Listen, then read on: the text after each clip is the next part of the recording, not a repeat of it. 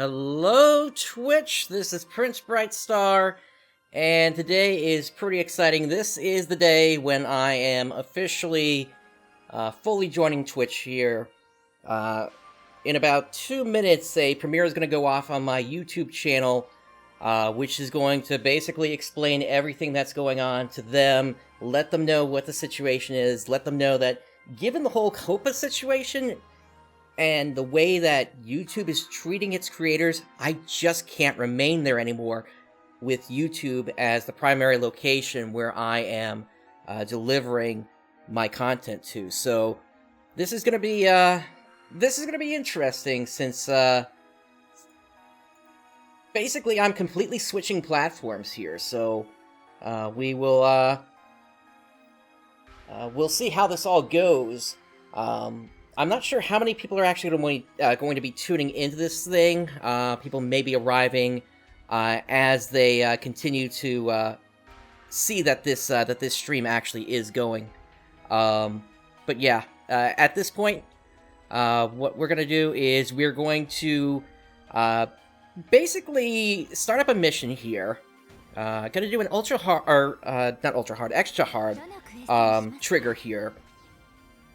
Because I want to be able to explain to all of you as well what's going on here, what basically caused me to jump ship here from YouTube over to Twitch. So, let's grab a Profound Darkness trigger. Actually, let's just grab a few of them.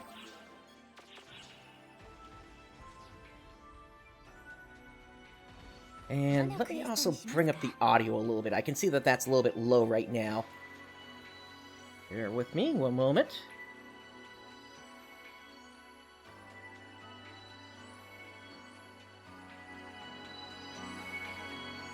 There, that should be a little bit better now. Okay. And yeah, I think that's good enough for now. Okay, cool. So, basic explanation of what's going on here. YouTube has effectively, with this whole FTC thing, finding them $170 million, they have effectively thrown their creators under the bridge, or under the bus, rather. And so, because they have treated their creators in this way, I have no choice but to basically jump off the platform. I'm not completely removing myself from there, at least just yet. Because the effects of all this don't actually go into effect until January. But I wanted to essentially get going on this now before things really started to happen with all this, because I'm expecting there's going to be a lot of other people trying to jump ship when everything goes down, essentially. Let's see. So, should be all set to go here for the mission. Basically, gamers have no idea right now if they are going to be targeted by this action by the FTC or not. Even lawyers are confused. The way I look at it, as of right now, the way things are... let me turn that down. The way I look at it right now, the way the FTC has their rules laid out is any video game or computer game is considered to be child-friendly. That's regardless of ESRB rating or anything like that. And so, that's basically why I'm over here now on Twitch. There's nothing here that says that I'm going to get in trouble for being over here, and the reason for that is, unlike on YouTube, Twitch actually has a proper COPPA policy in place, and so that's why I have moved over here. Now, I know this is going to disappoint some of my YouTube viewers, but I'm hoping that at least some of them will follow me over here, particularly some of those that are in my Discord as well, which link for that you can actually find in the description below, along with full details of who I am, if you've never heard of me before. And this is basically how things are going to be here for me for the time being. I still have some videos coming out to YouTube, So this is going to be happening in multiple steps, but the videos themselves have already been filmed at this point, so all that's left is just to edit them. In terms of other content, there's not going to be anything else really coming. At least for the foreseeable future, and that's just purely because, you know, I don't know what the deal is going to be.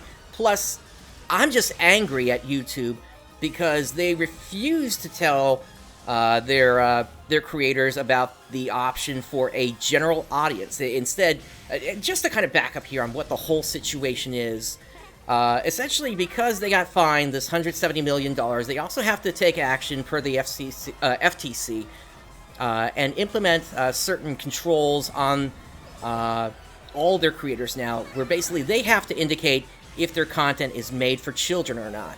And I probably should have started with that, actually. And what happens is, if you decide that your content is not for a child, then everything stays the same, except if you get that wrong, you could be subject to a fine of up to $42,000.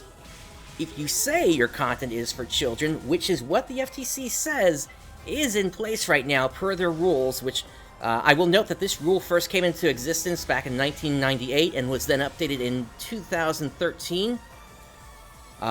So it is a bit out of tune with current times. Basically, what happens is, if you select your content to be child-oriented, then you essentially lose almost all visibility on the platform. You can't search for the videos, you can't have any more comments on the videos, you can't live stream, you are so limited in what you can actually do at that point. That it's like, do you take the risk or not? And there's no reason for creators to be taking this risk, except for the fact that YouTube is refusing to enable the option to indicate that your stuff is actually meant for a general audience, rather than for either children or adults alone. If they were willing to do that, then this would be a much different situation. The problem is, YouTube is not going to do that because they don't want to have the onus put back onto them in terms of compliance with the COPPA policy. So that's basically what's going on here. And so it's not just only this, though, that drew me away from YouTube. There have also been many other issues over the years. I mean, you look at what happened with Content ID, and yes, that is something that's also here on Twitch. But the difference between YouTube and Twitch is, on YouTube, if your content gets claimed, then all the money went over to whoever it was that claimed it. Now, that has changed somewhat in recent years, but at the beginning it was just, that money just goes to the other party, even if they're lying about it, that it's their content. Here on Twitch, it's handled much differently, and I think in a much better system, whereby the audio stream just gets muted instead. I mean, of course, you can't be, like, broadcasting movies and such on Twitch without permission. That'll just get your whole stream and channel shut down. But incidental music and things like that, which you may not have any control over during a game, that's a completely different story, and I like it better this way. And then, another thing that... that's not the only thing, though, that was in place that drew me away from YouTube now. The fact that their monetization methods are actually tied to how searchability on the platform is, and yes, that is something that was confirmed, I want to say within the last 2 months, by the YouTube creator team. That was... Everybody kind of knew that that was the case, but YouTube had never officially said that that was what was going on. And for them to hide that for that long really is despicable, to know that you need to be monetizing your videos in order for it to even be seen. And then, lastly, the other kind of big issue that happened here has to do with the fact that recently they also changed the requirements to even monetize in the first place. So it's like, you need to monetize in order for your stuff to be discovered, but at the same time, if you're not monetizing, then your stuff isn't going to get discovered. And, you know, if it hadn't been for Phantasy Star Online 2 being announced for the West this past summer, then, and that's going to be releasing, I believe, this upcoming spring, unless that happens to change at some point here. That was the thing that really started to get my channel to grow. I've gone up about 150 subscribers since then, and that finally did push me over the edge, but I've been doing YouTube for 7 years, and I had never gotten more than 900 or so subscribers up until that point. I mean, it was a really slow grow, and I've even had people in my Discord mention to me that, hey, there was a point where I couldn't even I couldn't even find you when I searched your username. And that became really disturbing because I didn't even know that that had happened. I just found out about that, like, this week. I'm assuming that was, like several years ago, that was the case, because I am one of the bigger names that you'll see if you search Phantasy Star Online 2 now, especially because I do have the series of over 200 episodes that I've completed. But now I'm like, what is going to be the deal here? This is just crazy, and I just had to make a change after all this time, after doing Let's Plays since 2013, and essentially not seeing much movement from it at all. I mean, is it possible that Phantasy Star is too niche? Of course, it's possible. Not many people know about it, but at the same time, you've got players that still play Phantasy Star Online Blueburst. You got players that still play Phantasy Star Universe, Ambition of the Illuminous, thanks to the Clementine server. There are a lot of players still out there, and so I'm really surprised that, you know, things ended up this way, that there just wasn't that much of an audience, I guess, if that is the case. But at this point now, I'm moving over to Twitch. It's going to be a lot easier on me, because the other thing is I also don't have to worry about doing much editing anymore. I'll still have some curated content, but that's also going to be dependent upon kind of how things go initially here on Twitch, because from my understanding is I can't even upload any videos until I reach affiliate status. So that's going to kind of be the first thing that I'm going to be targeting here. Just so I can kind of get things back to normal, and then I'll be able to start creating the kind of content I used to. Maybe not at the same rate I used to, but at the very least, I'm not going completely away from that. Profound Darkness is down, by the way. So we've already cleared through that here. But yeah, that's just kind of where I am at this point. This had to happen. This just had to happen at this point. After doing YouTube for 7 years and just not even seeing much movement out of it. And the saddest part of all this is like I said, I only just recently made YouTube Partner, which was starting to get some monetization for me going. But the bigger issue of all this is that even though I've made about $20 or so at this point, I can't even collect on that until I hit $100. And looking even further than that, once this whole COPPA thing for YouTube goes into effect in January, basically, at that point, I need to set my videos as either being child-oriented or removing the interest-based advertising on it. That, my understanding, should, for the most part, keep me safe, especially since there are going to be bigger targets going after everyone that isn't marked correctly on this. But it's just so disappointing at this point that this had to happen this way. And with everything that's happened, that's why I made the move over here to Twitch.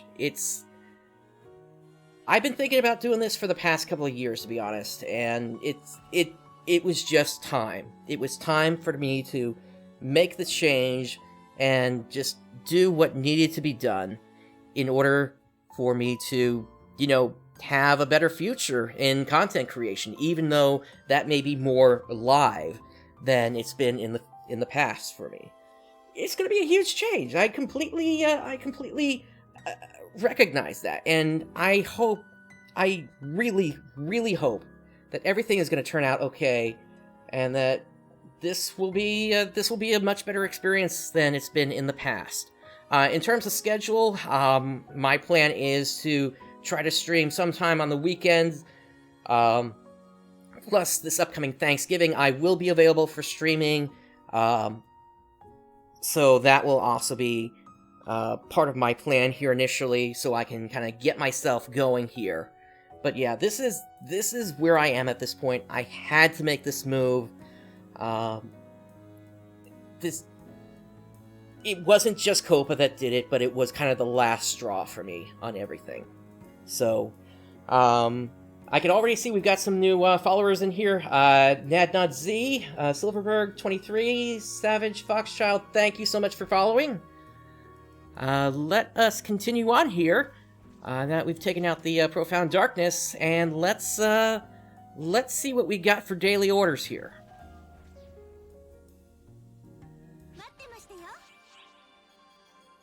So it looks like I've already collected on most of today's here. So let's go ahead and make our way into the volcano area and take care of some of that.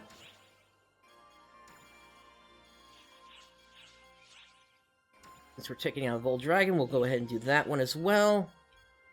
Alright, accept the orders.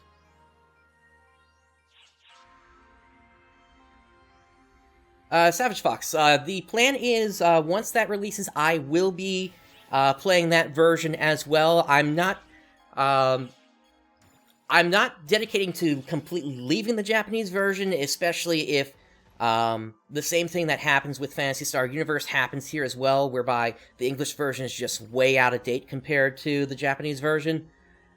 But I do plan to not just only start playing that version, but also I will be doing a, I'll be opening up a team. In fact, if we, oops, gotta dig behind me.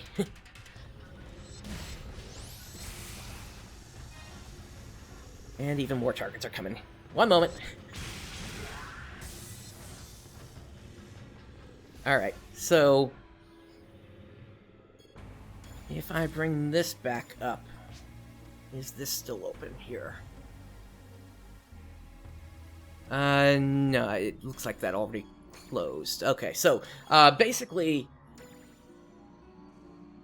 yeah, even this list is probably not going to have it. Okay, so I have a team called Time for War, which right now is just myself. I've been using it, for item storage, basically, but I do plan to open that up, on the English version. And Savage, if you check the frequently asked questions below, you'll actually find my Discord down there. Along with a lot of more details about who I am and my history with gaming. So please do go ahead and check that out.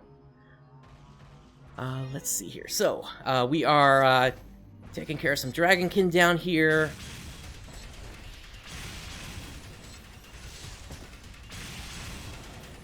That takes care of the Nordoran client order. So now we just have to take out Dragonkin as well as the Vol Dragon at the end.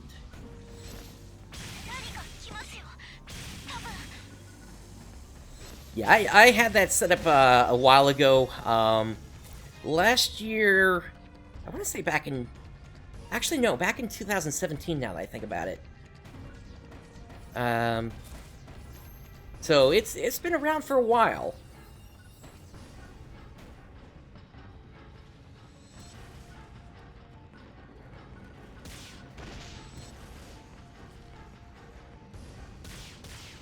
And I see that that you did join.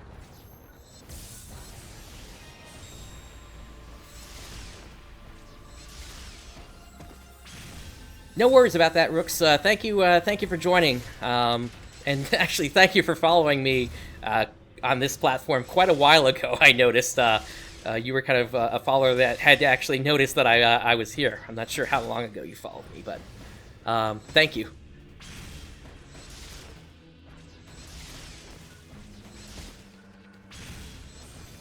Yes, I do have every intention of playing Phantasy Star Portable 2. I'm also hopeful that the Phantasy Star Portable 2 Infinity patch comes out sooner than later, so that I can also start to look at that as well. I mean, to put it in perspective, my focus isn't going to just be on Phantasy Star Online 2. It's going to be the entire series for Phantasy Star. So if you go and if you go to my YouTube channel as it is right now, you'll actually find this different series I've completed already, and that's going to include Phantasy Star Online Episode 1, Phantasy Star Universe, and I was in the process of filming Phantasy Star Universe Ambition of the Illuminous when everything went down regarding COPPA, and so that's got to kind of... I understand I got to kind of focus Phantasy Star Online 2, at least for the time being, and get myself established until I get all the followers I need. I'm not sure what format I'm going to do everything in just yet, now that I actually am here. If that is still going to be in kind of the curated video format, or if I'm going to sort of film those live and just kind of bring the thing over to YouTube if it looks safe. And that's kind of the other point I want to make here. Even though I am primarily on Twitch, come January, I'm going to be keeping my eye open on YouTube and see what actually does happen to people if they are getting sued and such. If they are, then of course, you know, all bets are off at that point. I gotta do my thing to keep myself safe so I don't, you know, end up with fines from the FTC. But if it does actually look safe, or if the FTC happens to refine its rules or something like that, then my understanding is under Twitch, what you can do is after 24 hours have elapsed after a stream, you can then transfer that footage over to YouTube through the exporter. Although, I'll also note, when I stream, I save locally a higher quality version, so I'm streaming at 6 megabit per second, but I'm capturing locally to my hard disk at 30 megabit per second just because of the higher quality that comes out of that. And it might be that goes up on YouTube instead. I gotta see how this all turns out.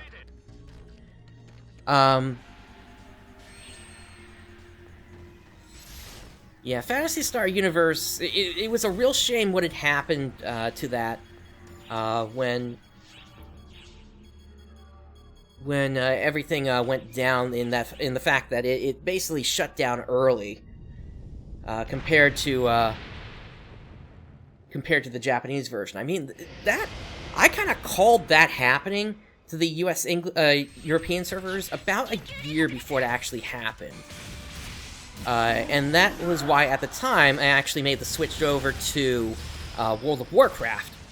And that's what I ended up playing until Phantasy Star Online 2 eventually came out. I did check out, like, Phantasy Star Portable 2, and such, but since they weren't the bigger games, and kind of more the bigger issue for me was my hands were never really comfortable using, like, the DS or the PlayStation Portable. They would basically just cramp up all the time, and kind of would force me to stop playing earlier than I ever intended. So, I completed Phantasy Star Portable 2, at least on the normal mode, but I never went into, like, any of the endgame content on that. So that is something I will be looking to explore, especially now that there are, you know, like, emulators out there that, plus the various hacks that you can make with the PlayStation Vita TV, which I do actually have. And I've already got Phantasy Star Nova working on there, so and able to capture that into my capture card. So I just have to figure out how to get that working for PlayStation Portable games as well. So that once I get that all figured out, I should be good to go to just use just a regular PlayStation 3 or PlayStation 4 controller for that. Yes, SEGA said initially that they were planning to support the game for 10 years. Now, that was based on the Japanese version. I don't know if... My understanding is the US version is going to be getting all the content, or at least that's what they said in the advertising, But does that mean we start from episode 1 and we go through the old episode 1 content? Or does that mean we start from how the game is right now, and I kick off with what I'm going to be calling the race to 90, whereby essentially I'll be taking some time off and trying to get myself to level 90 as quickly as possible. And I mean, if you look around the game and you look around what there is available, there are a lot of things that you can do to help boost your way up there. Like, if you get some early photon spheres, you can exchange them to some experience gain plus 75s here. So there are a lot of things that you can do to level up, and I'm hoping to just kind of blow through that initially.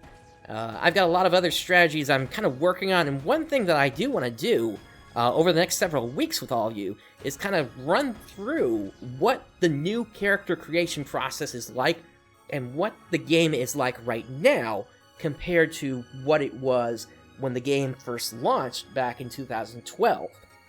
Because I have all that content. In fact, this account that I'm on right now is a beta account, but I even have footage from back during the alpha. If you go to my YouTube channel, you'll actually see that I played an April Fool's joke earlier this year whereby I basically repackaged that alpha footage into a Let's Play, even though I had technically not started doing Let's Plays at that point.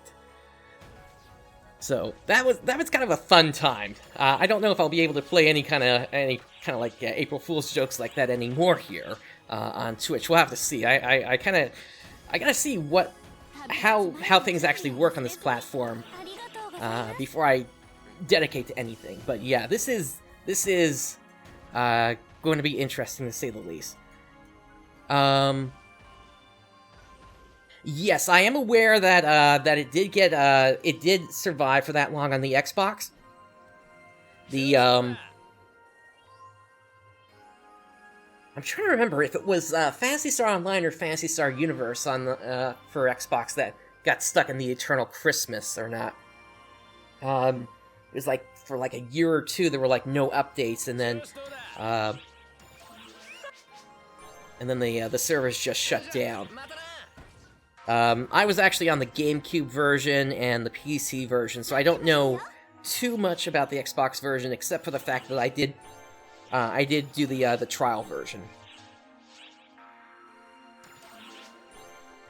So let's see here. And hey, if you are enjoying the show, do please make sure to click that follow button so that you're able to keep up with me here on everything I'm going to be doing here. Let's see. So, what is everybody running right now? Are there any triggers going on? There are some triggers. Let's see if we can jump into this one here. Yes, we can. So, one of the events that's going on in Phantasy Star Online 2 right now is the Evangelion collaboration. And so I do want to take a look at that as well here, as we're kind of talking and getting all caught up here. So, a little bit more about myself.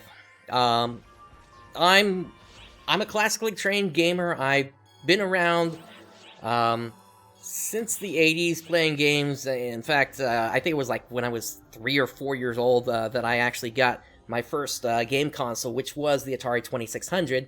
And to this day, I still own that thing. It's in a box somewhere, but I still own it. Yeah, Universe was a really good experience there. I started on the Japanese version, and then moved over to the English version when that released. I also figured out how to do what I called the music swap in that version, whereby it used a version of ADX music inside there, and I figured out how to kind of swap the music out if you didn't like one of the tracks that was playing. For me, I swapped one of the laboratory tracks to something else.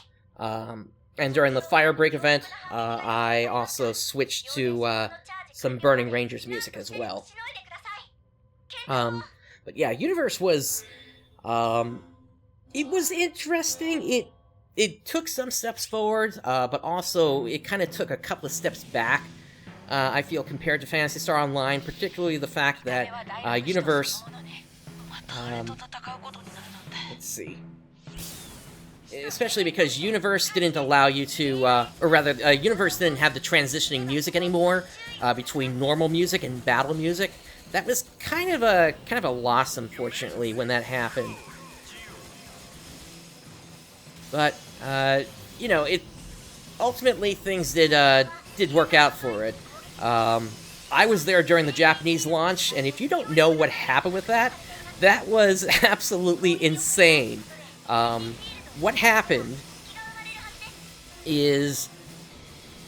let me focus here for just a moment here. Sorry about that. So what happened is so many players wanted to play the game that the servers got completely overloaded. They didn't have enough servers to handle the incoming player base.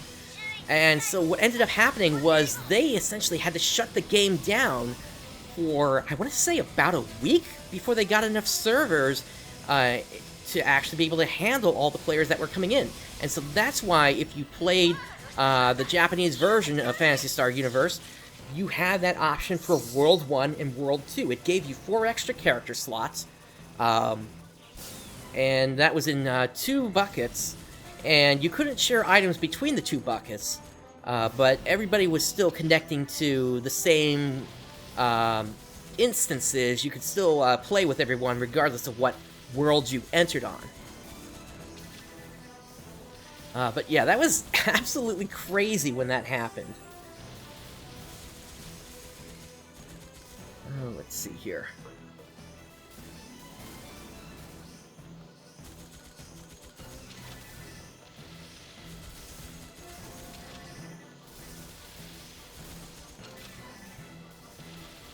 Yeah, Savage, one of the reasons I got a Dreamcast was because of Phantasy Star Online.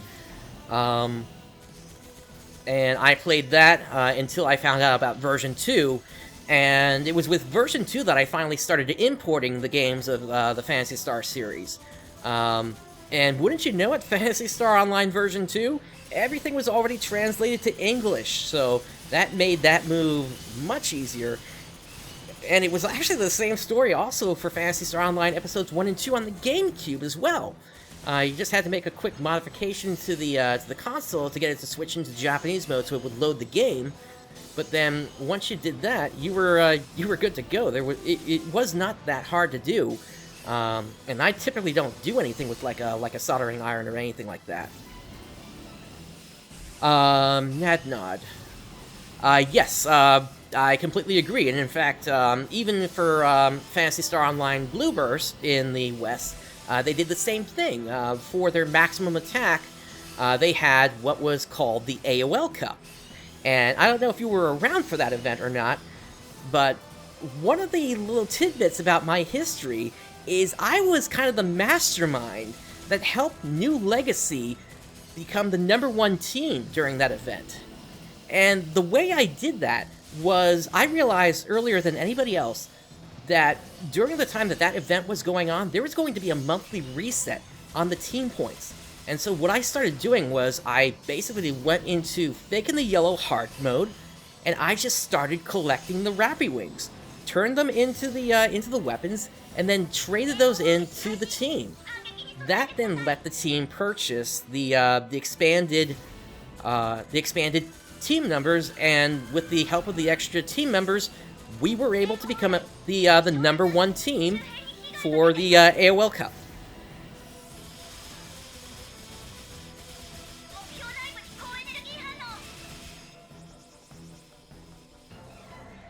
And yeah, the other thing about the maximum attack events is they're always great for like experience and such.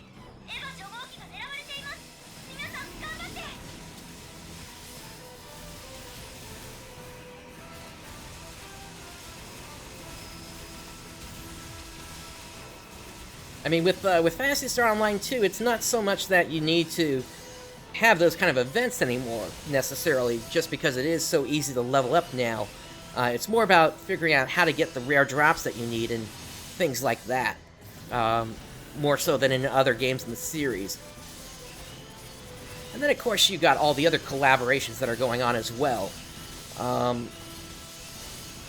You do have sort of maximum attack-like events, where you got all these experience boosters that happen, during the holidays and during the summer, but sometimes there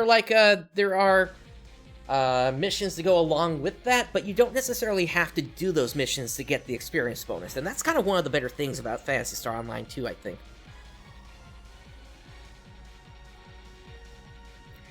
Alright, so let's see what we got here.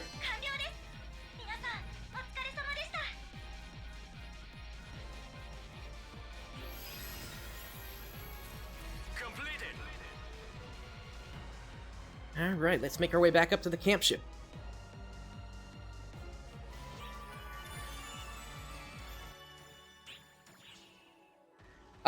Yeah, Vocaloid, I would, believe should show up, since they have gotten, some of the, what is it, the Project Diva games in the West, I believe?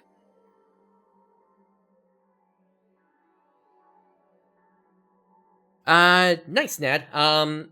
For myself, I've actually got a private server, that I was doing my series on, but I am, also familiar with Affinia specifically because the server software I use is kind of the precursor to the Affinia server. Savage. Mabinogi. Or Maginogi. No, I haven't heard of that before.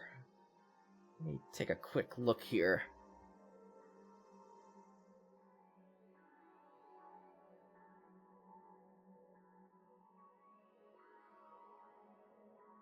Okay, so it's an MMO by Nexion. So, at least from the couple of screenshots I'm seeing here, it does look kind of interesting.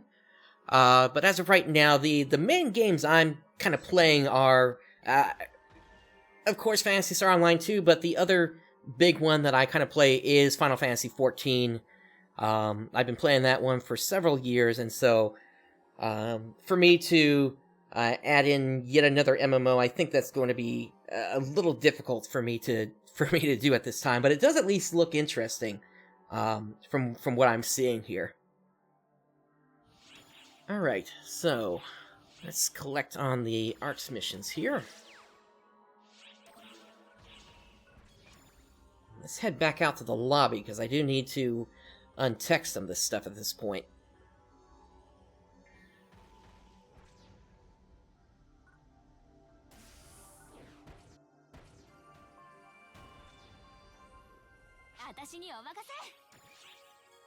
Doesn't look like we got anything that's a 15 star, so we'll just go down the list.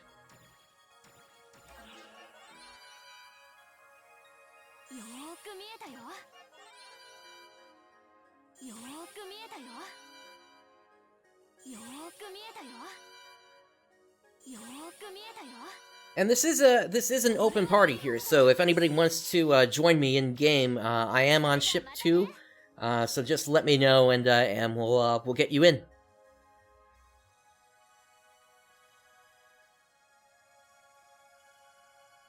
Okay, so, regarding what we just unchecked, so looking at the weapons, anything with less than 6 slots, I just throw that away immediately, because nobody's going to want to use a weapon with less than 6 slots on it, so might as well just cube that stuff up.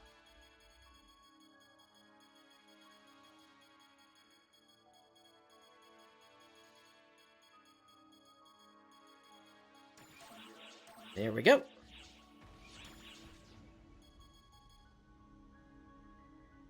That got us 31 cubes, that's fine. Now we can come over here, X cube. Nope, not that shop, the X cube shop. Grab a bunch of grinders. Hop down here, and turn those grinders into more Maceta.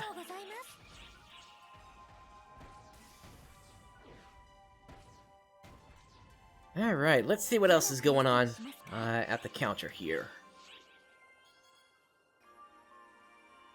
We could hop into another of the, of that here, actually.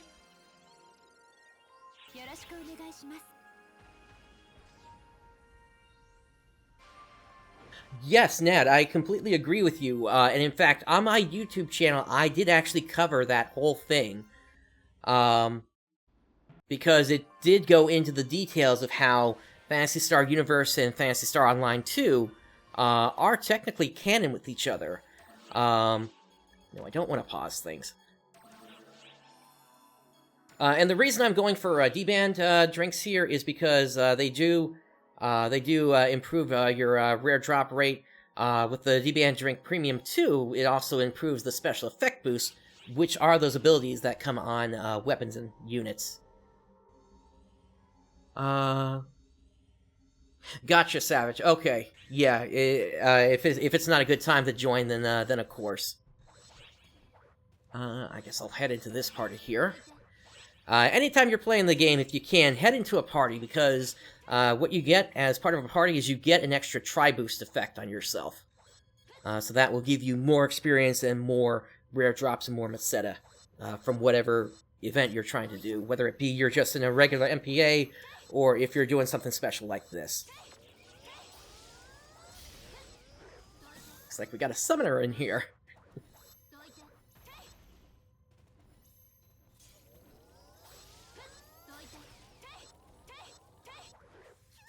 So Savage, how much do you know about the Phantasy Star series? Let me ask you that. Where do you think the origin of the series is?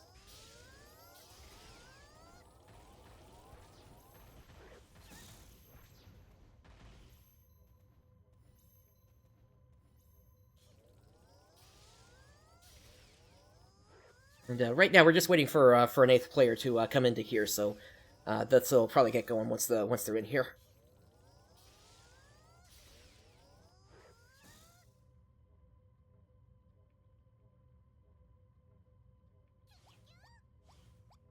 Understood. So to just kind of give you a little bit of backstory on kind of the history of the series, the series actually started back in 1987 as a Mark III game or a Sega Master System,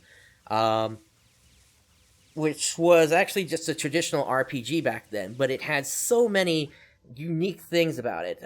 First game to feature first pure RPG to feature a main female protagonist. It had a 3D field view that basically showed you stepping from one area to the next.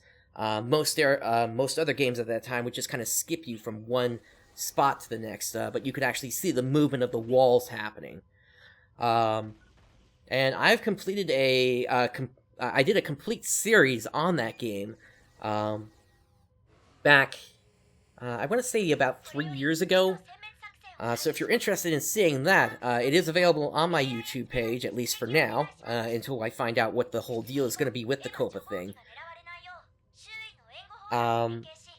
And then that led to Phantasy Star 2, Phantasy Star 3 Generations of Doom, Phantasy Star End of the Millennium, and then that was the end of what's called the Algol era, whereby everything took place within the Algol star system. Now, that's kind of where it's interesting. I've been interested in kind of the timeline of the Phantasy Star series for a very long time here. And based on what I see, at least what I've done in my research, it's my belief that the Algol series takes place at the end of the entire Phantasy Star series timeline. And the events that are playing out right now here in Phantasy Star Online 2, those are the events spoken of in the legend told in Phantasy Star End of the Millennium. It basically tells the story of how there are two energy-based races that were fighting each other, and in the end, one was victorious, and the one that was victorious sealed the other away. And I have to believe that that may be the Arcs versus Shiva and her group. Where is the... There it is. I went blind for a moment there. Not sure what happened. No,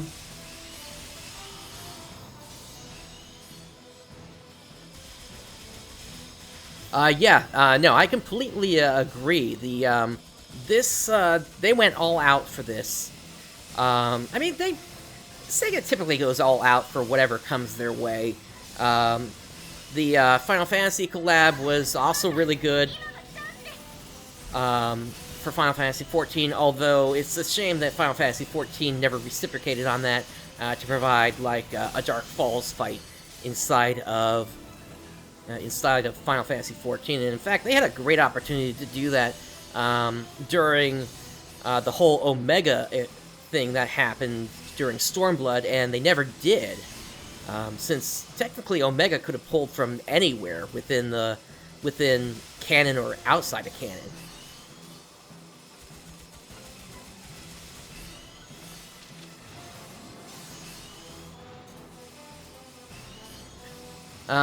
The one thing I understand, though, about this collab is they may not have gotten the volume balance correct. Don't know if that's actually been fixed yet or not. That's just what I've been hearing. I haven't actually run through it yet, because I personally don't speak Japanese. I can't read it, so I'm kind of waiting on the translation team over at ArcSlayer to kind of do their thing at this point.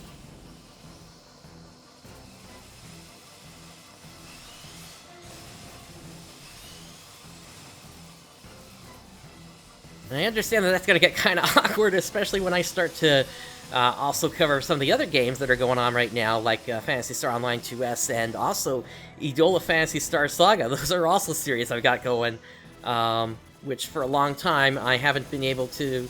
Well, at least Phantasy Star Online 2S actually does have a translation of at least the classic season, and I think the third season. But we'll have to see. You're talking about the promise to bring Phantasy Star Online to the West? Because I thought SEGA was the one that was handling that, and Microsoft was just providing the servers for that.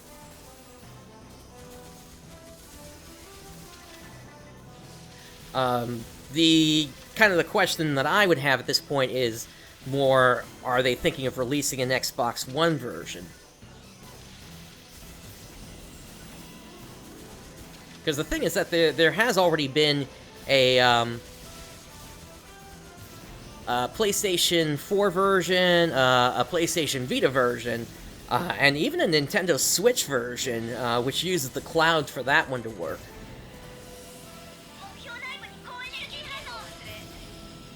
Ah, looks like we got an emergency quest coming up.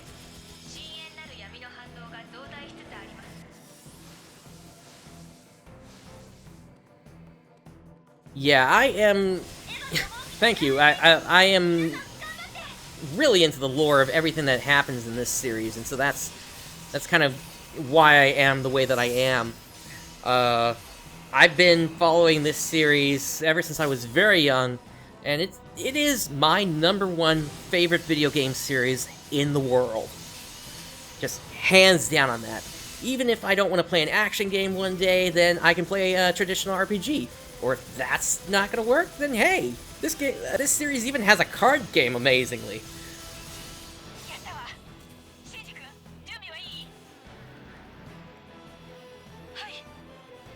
Alright, so it looks like we got the Profound Darkness coming up here for the emergency quest.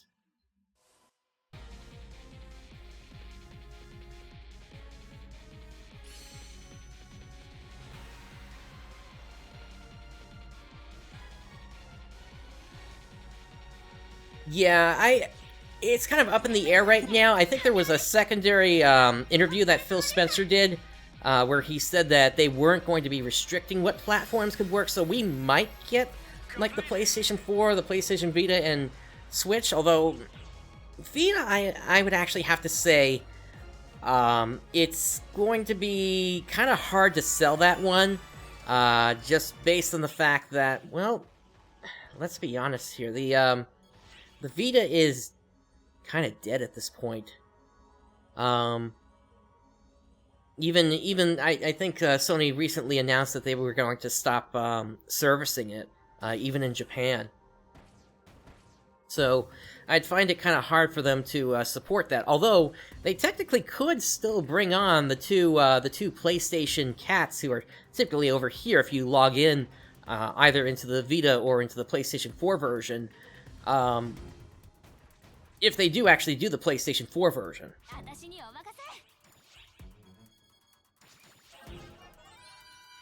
So we'll have to see how that happens, or how that goes. They may actually start with PC and Xbox first, just specifically for the cross-compatibility of the Windows platform, and then maybe they'll bring the others on later on. We'll have to see how that turns out. Alright, so it looks like we got about 10 minutes before that emergency quest activates. So let's see what else we can do in the meantime here. Why don't we do a featured quest?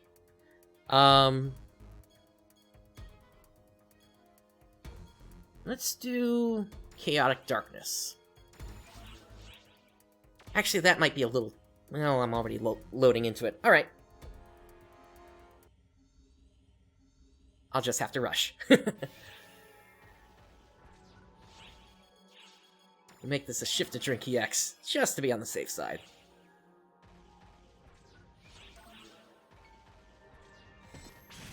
Alright, let's do it.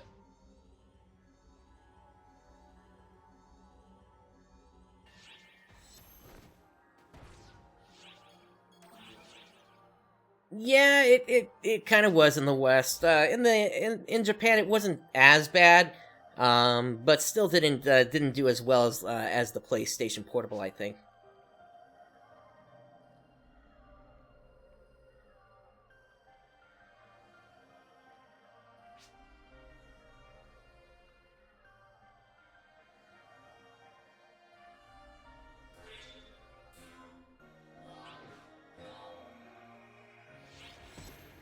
Alright, here we go.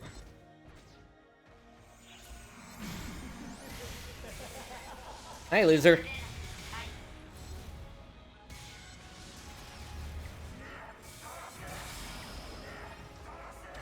Emergency code attack. And down you go. And of course, you gotta clone yourself here as well.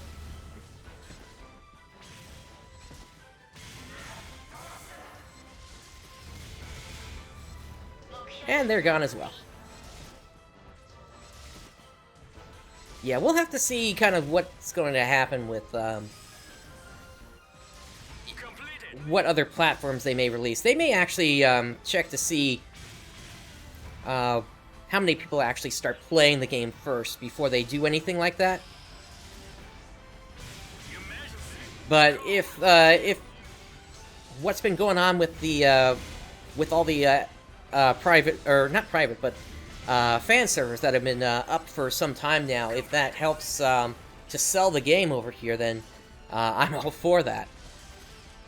Well, actually, not even sell the game. I'm saying that wrong. Gets people to sign up for it, because this is a free-to-play game. Now, that's going to be kind of one of the big questions once this game comes out in the West. I'm really curious what is going to happen with how they do the free-to-play stuff, because if you're unaware, when it came to the Southeast Asia version, they treated it a lot differently, and it was kind of a real shame that it ended up like that, because what you had was basically units, or rather costumes, that granted additional statistics to the player. So that sort of incentivized buying costumes, essentially. And I'm really hoping that that's something that they decide to keep out of the game when they release it over in the West. I mean, really, there's no need for it in the first place.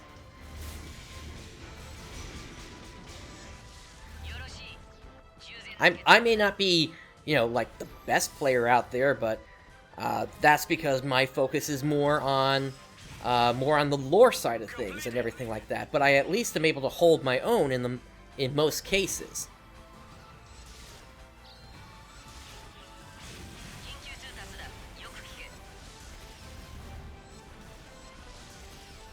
And part of that may also just simply be because, you know, I'm an American player trying to play on Japanese servers, so I'm also dealing with lag and such. Although the fact that this game is largely handled locally does also help with that somewhat.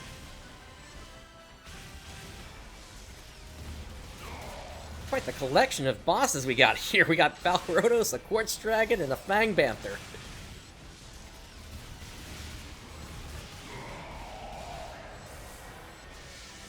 One feature I wish would come back to the game at some point would be the boss versus boss fights. Yeah, I agree that there's going to be microtransaction stuff. I just hope it stays the way it is right now, with the AC shop and the Star Gem shop. And that purchasing things like that isn't going to help your statistics, aside from if you, like, happen to get, like, one of those ad ability things. Elegant Power, Elegant Shoot, and things like that.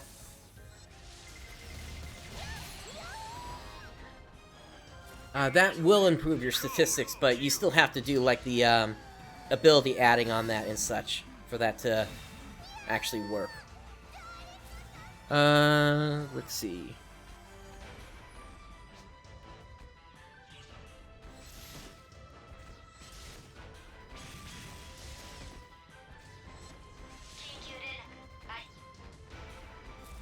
Oh, more bosses popped up.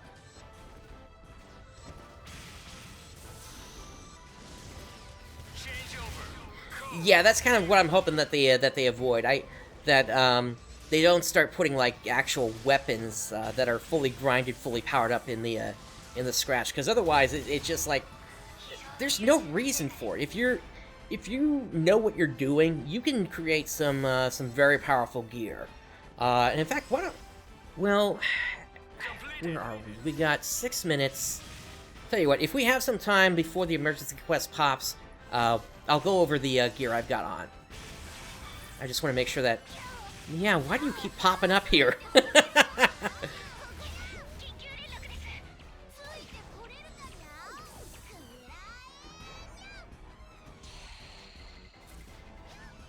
mean, not that I'm complaining, you're giving me trials here, which is the thing I need to get points here, but... Sheesh, this is the 3rd time now.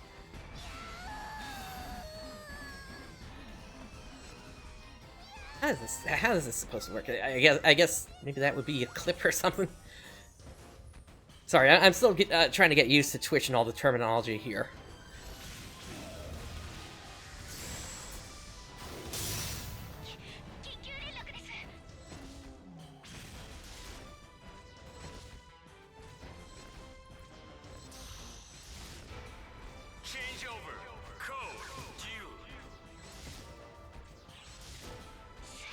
Probably gonna have one more emergency quest before the loser one pops up. Oh, nope, I guess not.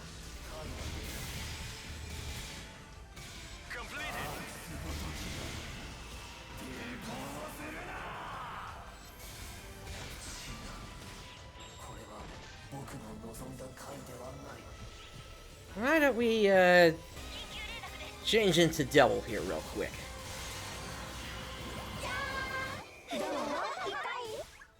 I still need to get a few kills to unlock everything for them.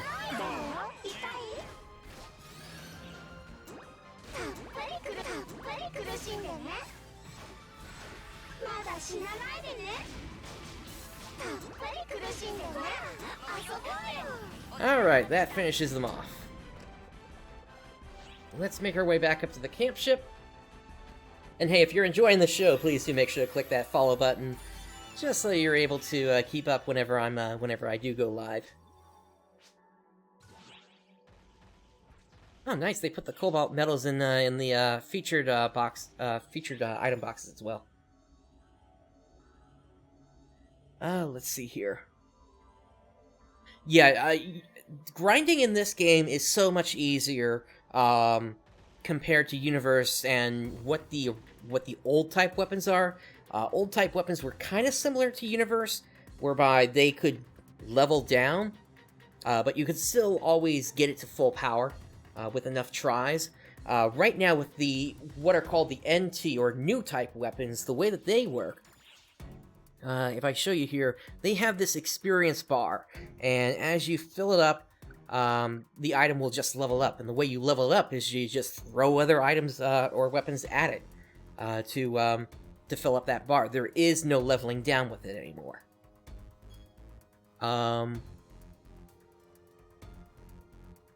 Let's see here.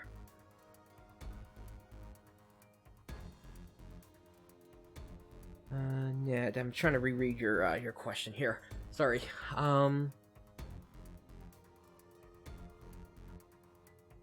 Yes, okay. So I believe with the changes that they just made to the game, and I think you're saying that as well here. Yes, they did remove that requirement for the level 75 and the level 80 cap. Yeah, we're not really gonna have much time to go over my equipment here. But did anybody want to hop into a party with me to run this emergency quest? This is an open session here. If anybody wants to join in.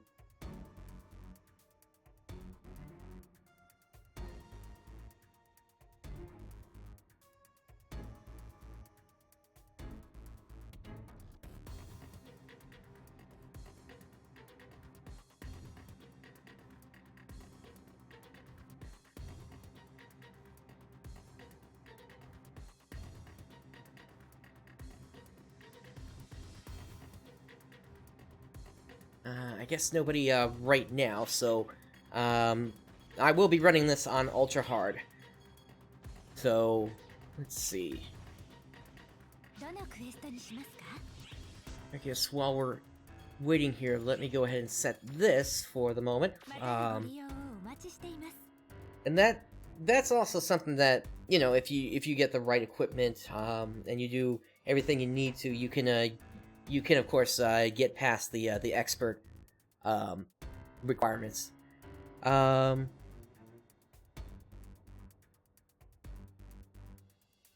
see.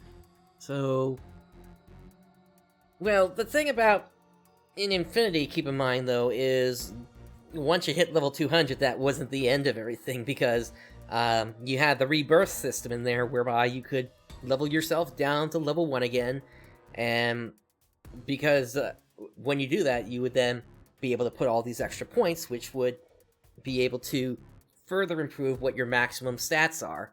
I think to do a full loadout, you need to do like 5 or 6 loops, so about 1,000 levels to get to full strength.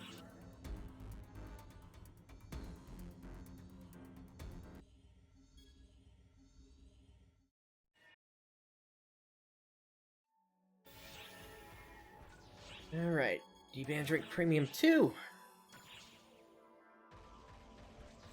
And let's get this going.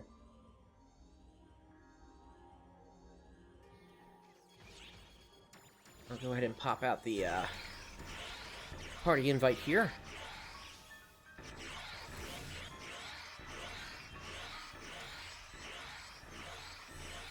Booster should be okay, I would say.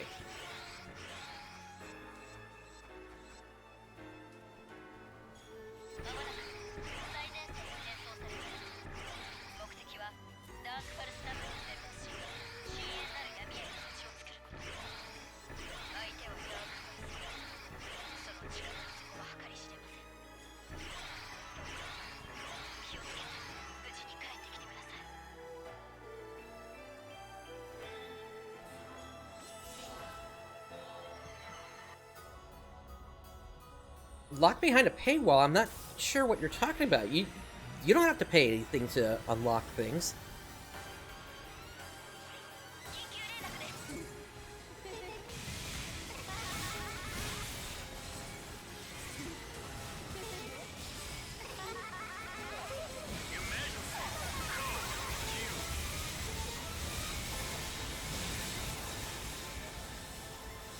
If anything, I would say, okay, maybe there are, like, skill gates that you have to pass, but beyond that, there shouldn't be anything that you actually have to pay money to unlock in the game.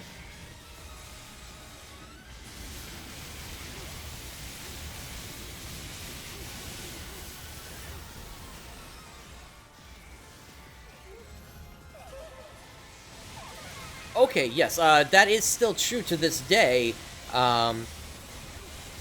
Aside from maybe getting lucky in the fun scratch, but that was not tied to unlocking like progression in the game.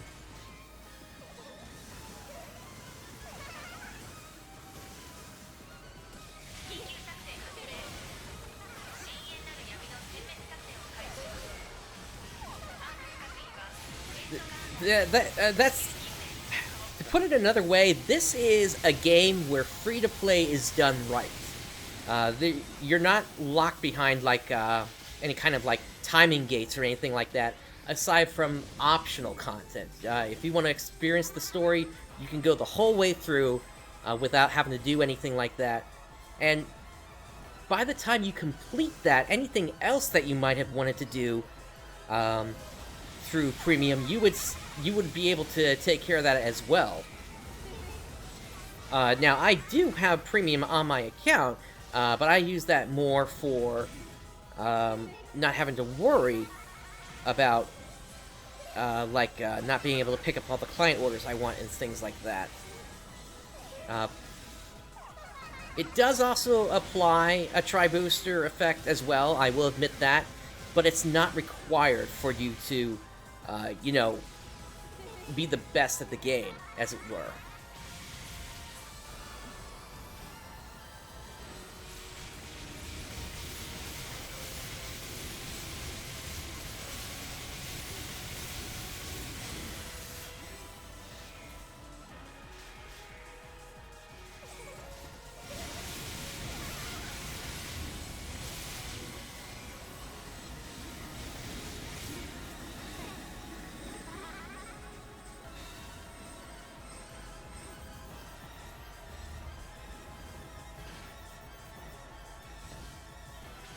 Let's see. So in just about a moment, he's going to go into his gate phase. Here we go. And he is spinning this way, so let's get ready. And down goes double.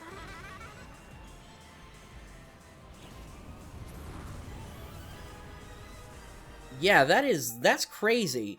What you might be able to do, though, is, when I do my thing, for purchasing, the, premium, what I do is I do a purchase for, Arcs Cash, or AC, and I do that purchase through Phantasy Star Online 2S, the mobile game, and that purchase goes through Google, rather than through, directly through my card carrier. So maybe that might be something that you could try.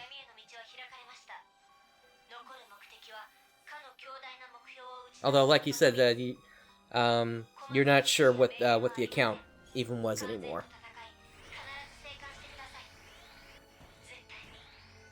So everybody's back there. I'm up here because there's actually a way to get an early hit on this guy, which I always try to take advantage of.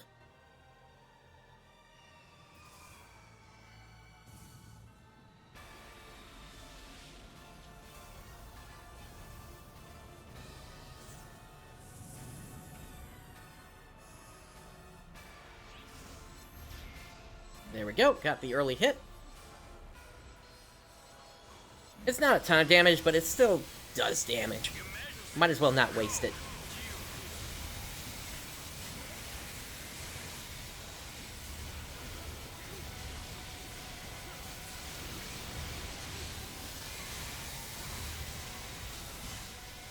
I can agree with that as well. It might have gotten annoying if you just never got the drops that you wanted, but at the very least, you knew what you were paying each month. Granted, you gotta make sure the billing servers are working, and if you know what I'm referring to, I am referring to when Edgar came in and helped save the West version of Phantasy Star Universe.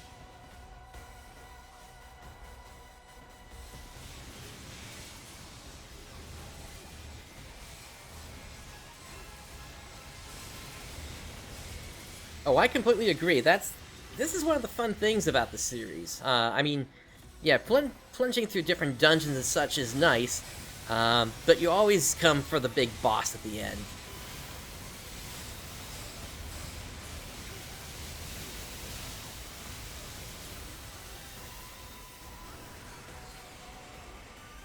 Alright, put up your shields, let's get on to the bits.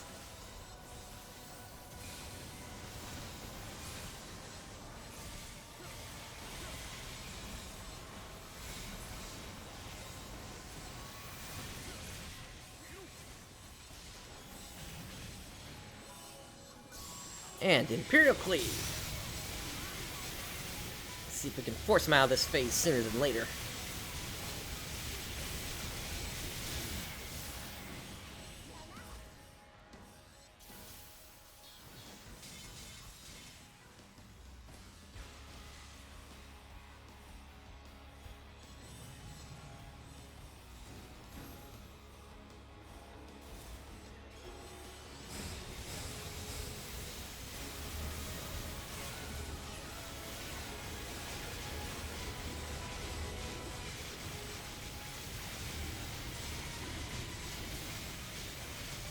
Yeah, the purchasing of mags is kind of a cheap tactic, especially since you don't know how you're actually supposed to raise your mag initially.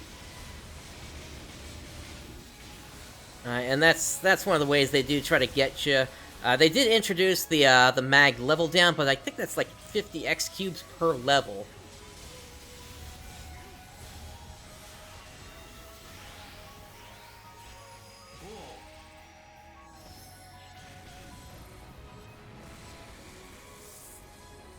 Yeah, that's actually what I've got right now. My class is Hunter Phantom, and so that's why I'm able to use techniques.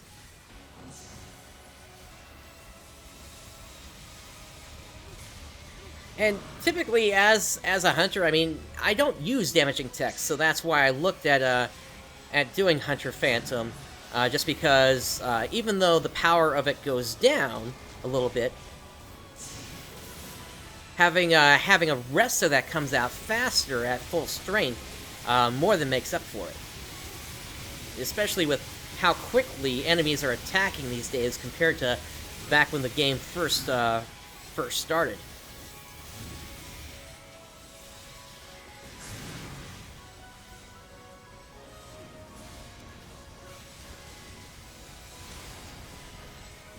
I am kind of curious how Itoilo is going to play. It seems like it's at least in some ways drawing on the history of the series. Specifically, one of the photon arts that you can use with it is Blade Destruction from Phantasy Star Portable 2. Or maybe it was Phantasy Star Portable 2 Infinity. But it's definitely a class I'm looking forward to trying out. Especially because it kind of fits the idea of what I thought it was going to be, which is essentially a Space Paladin. It just doesn't have that specific name, essentially.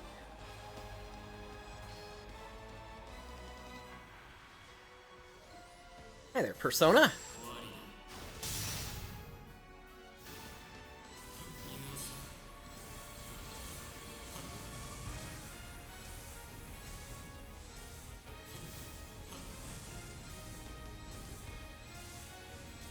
Just keep circling.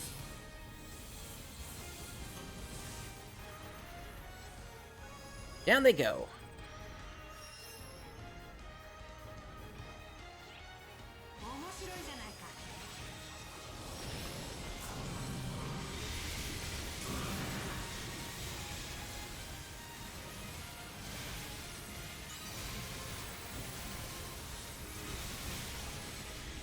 Yeah, this build is kind of a glass cannon as well, but not at the same time. I'll show you what I mean once we get out of this here. I've kind of got two ways I got this character built. And it changes just by swapping a unit.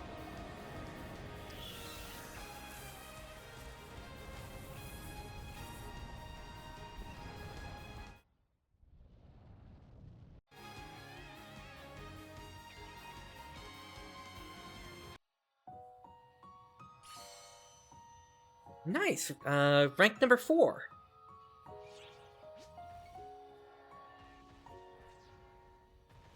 All right. Completed. Let's scoop everything up.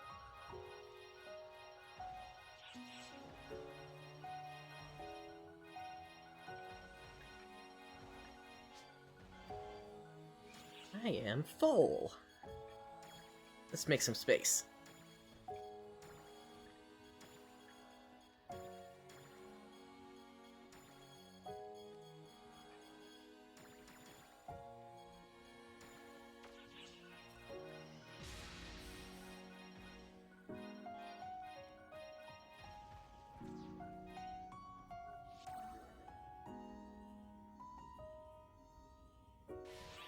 Let's see here.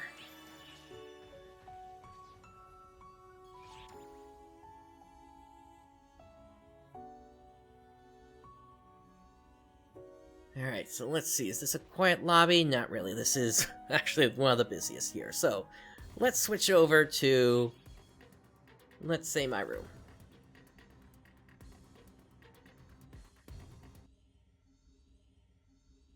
Yeah, that's one of the reasons why I had to drop that portion of the series. My hands kept cramping up, but at least if I can use a different controller, then it should be a little bit better. Okay, so we were talking about the equipment I use here. So let me kind of go down the list here. So I have a light stream dimension here, plus 35. And this is built with an S attack of 200 on there, so I do get the Strike Boost special ability bonus here for an extra 2%. And then I've also got Double-Edged Sword, which gives 3% more damage, but I take 6% more damage.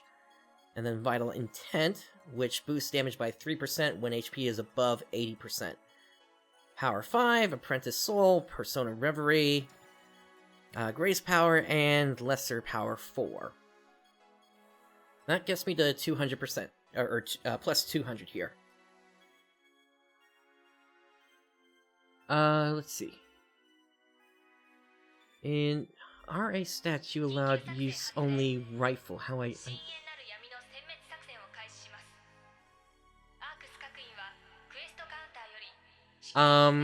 you're talking about Rangers there, right?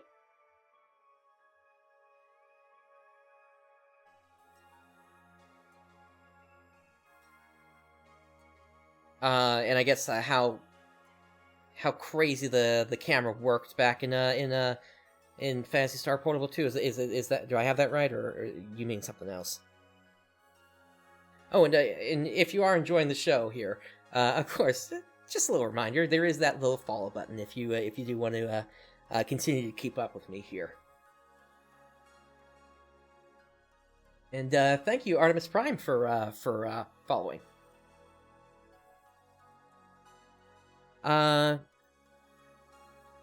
While you're responding here, let me continue to go down the list here. Second weapon I keep is a second light stream dimension here. Let me kind of show that to you here. So this is one, and then this is the other. Two different colors, and what they represent. This represents the light element, while this one is a dark element, and I keep that one specifically for dealing with the Lumen mechs, since they are weak to dark element. Now, along with that, I do have an Akira Charis. Haven't really done much to that one just yet. I don't really use wired lance, but it is one of the hunter weapons. It's useful if, say, I need to just change up how I'm playing for a little bit here. Dealing with the Masquerade boss in the solo ultimates, that can be useful. And same for the Atlas X, Atlas Vict X, rather. You think I could double my S attack? I do agree that there is still some space to improve if I was using like a lesser power 5 or an EV power, and maybe an elegant power, and then a power 6. This was just kind of what I was able to put together for the sake of what I had available in terms of Meseta at the time. Let's see, 5th slot is just an Umbla stick, so I can get the Temptation and Lucky Rise boosts off of that for the rare drop rate. And then slot number 6 is kind of just a whatever I want it to be. So right now I've got a Twin Dagger in there, but I also sometimes carry like an all-class weapon. Where is it? There is a wand I like to keep if I'm not playing something that uses a that doesn't have the ability to use text. Actually, no, not equipable. I want rare, or rarity. Here we go. So it's a 13-star.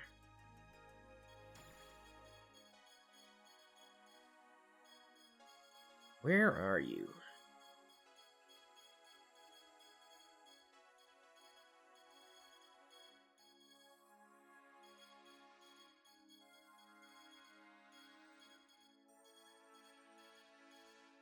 I'm not sure where it went. It's a wand that allows you to have Resta, even if your class is not able to actually use Resta or any techniques.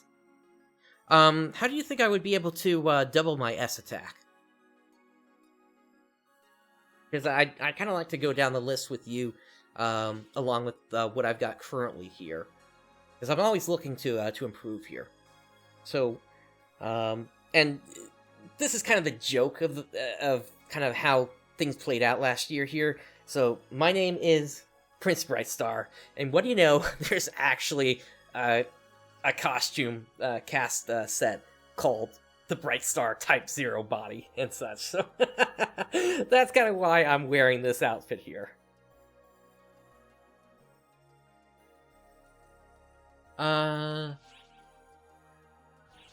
I don't recall it being a Talus, though. This is one of the version 2 weapons. Here it is, the Haku Senjo version 2. This has a built-in Resta on it.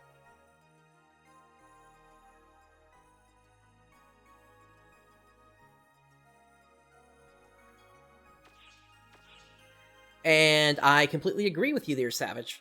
Fox, let me grab this real quick here, and I'll kind of show you the two builds I have. So, right now, the units I'm using, first unit, I have a rare Rappy Shine on. And the reason I have that is specifically for defenses here. So, I've got a Just Reversal ring in there, which allows me to do damage if I have to get up off the ground. And then, I haven't touched any of the abilities on this, so this is basically what the Rappy Shine is when it comes out of the shop.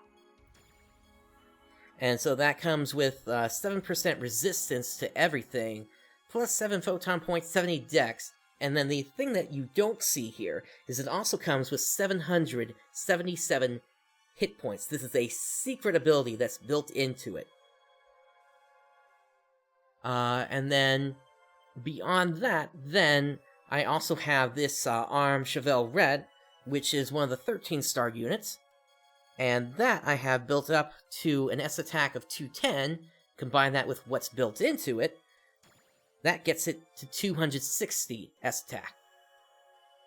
And then on top of that, I also have a Chevelle Serb, which that also goes up to 220. I could potentially get some better stuff out of it, but I was kind of strapped for a little bit of cash at the time when I built this thing. But the thing that kind of makes me pause and say, maybe I shouldn't, is the fact that I also did manage to get this All Resist built into it as well as an ability. So typically this comes with 5% resistance across the board. I've got mine at 8% resistance. So combine that with the 5 over here and the 7 over here. That's quite a lot of resistance to everything. Plus I got 2,050 hit points. And if I ever do need to add some more S attack, I grab my Rear Shine Red here, and that gets me an extra 230 S attack. And there is definitely room for me to make this one better. I'm gonna have to wait for the next time that units get redone. But at the same time, this is also only a 12-star unit compared to the 13 stars that are out now, so I'd be hesitant to do any other changes to this one.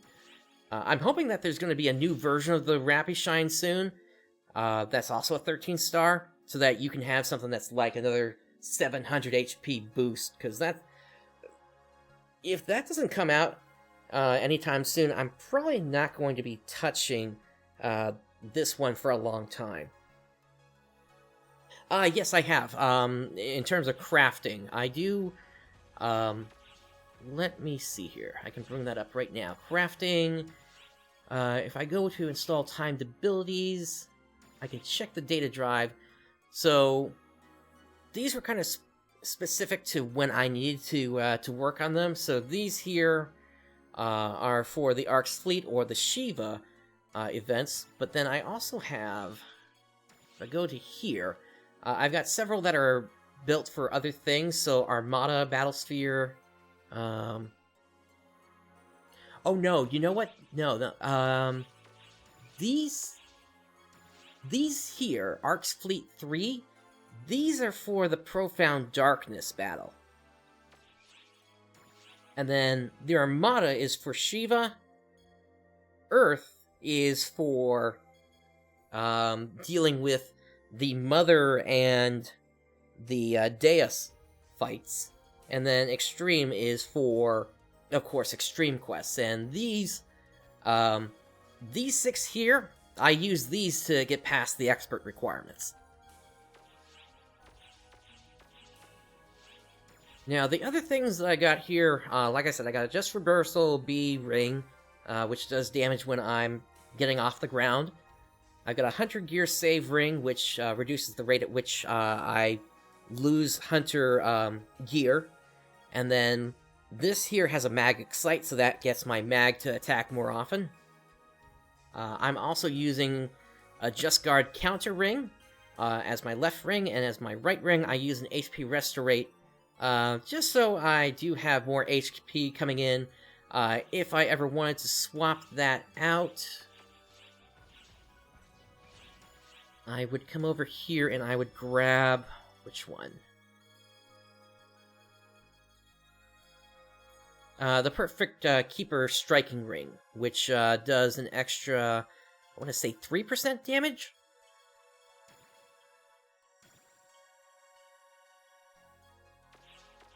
But I also find that sometimes just keeping the extra HP going will, in a moment's notice, kind of save me from wasting a mate when I'm trying to cast Resta. And so that's kind of the build I've got here. The only other thing is, in terms of the Photon Art customizations I can do, I've done what I can to try to get really powerful customizations. So these two are yellow here, and then my Sacrifice Bite, they're both yellow.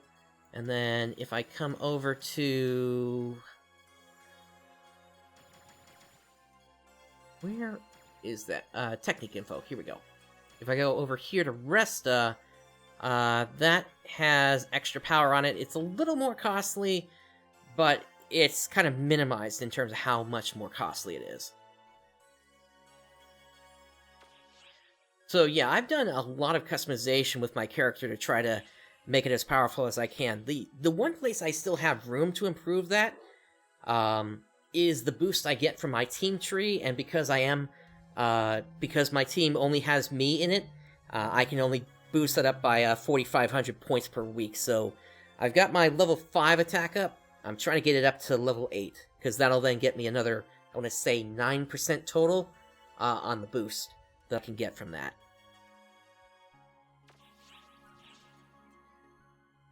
Alright, so with that, let's head back out to the shop area.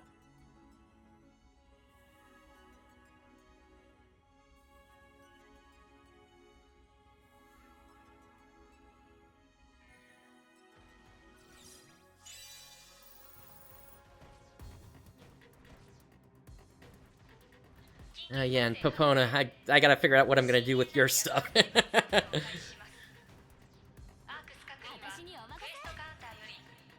Alright, let's get this stuff untech'd real quick.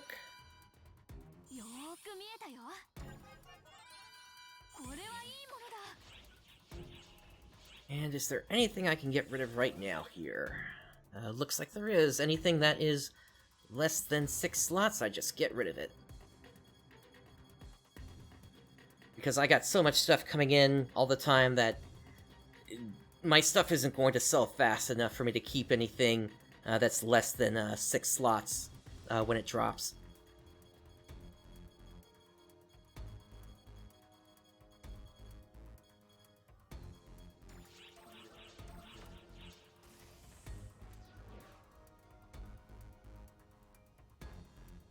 Alright, have I unlocked anything? Nope. What's going on with the treasure shop today? Perpetual Madness, that could be kind of nice.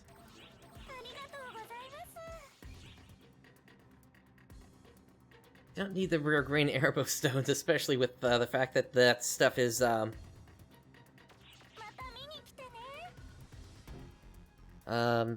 you can get 150 stones right now thanks to the Road to a Toil thing that's going on right now.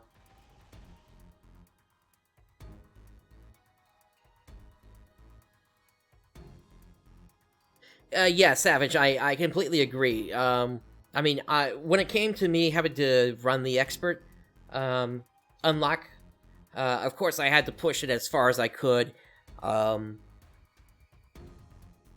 But since then, I mean, there's been further and further power creep at the same time, so things are better since what it was back then. And I do agree that the affixing system is really complicated. What I've found that's actually really useful, there is an affixing tool that I use. Let me see if I can paste this into the chat here. Give me just a moment.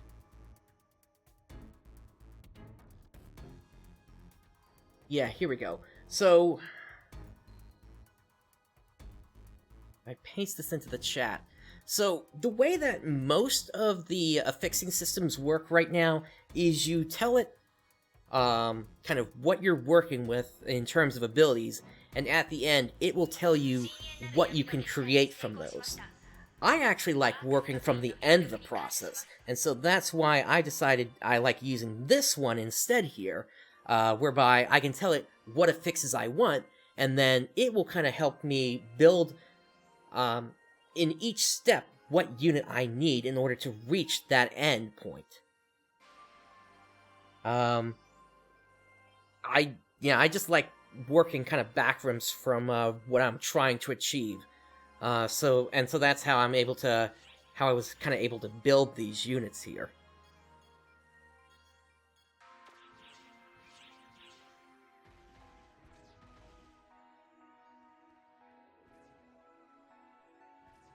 Let's see here. Is anybody running anything right now? Doesn't look like there's anything special at this time, so let's go ahead and continue on with another featured quest. Let's take care of the Kododa Ideta subjugation here.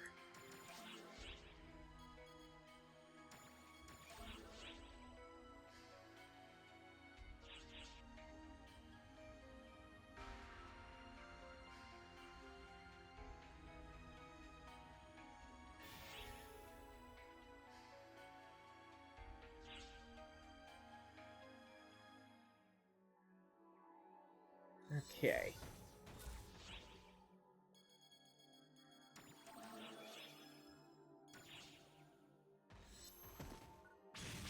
Let's just go ahead and refill on mates real quick while I'm thinking about it, and let's get going.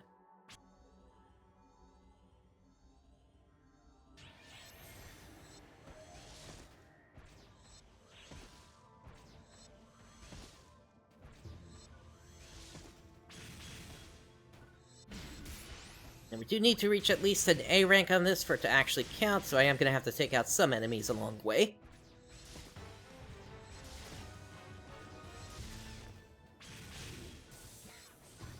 The other thing that's really nice about the Phantom subclass is the fact that it does give you that photon point regeneration boost as well.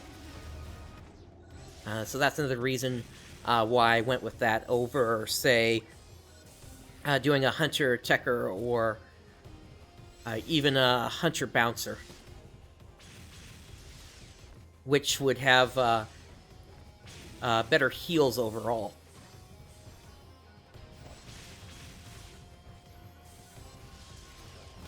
I mean, I suppose if I wanted to, I could consider doing something like Hunter Fighter to really, really push the damage.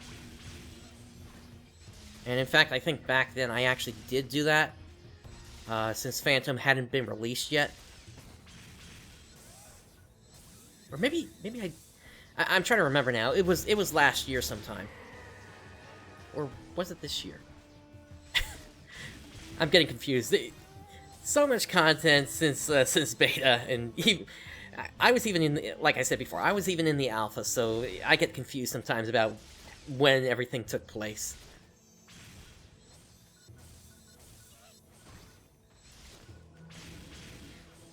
And the fact that they completely changed the episode 1 to 3 story with the omnibus quests is also confusing. That's actually something I've been holding off on doing, though.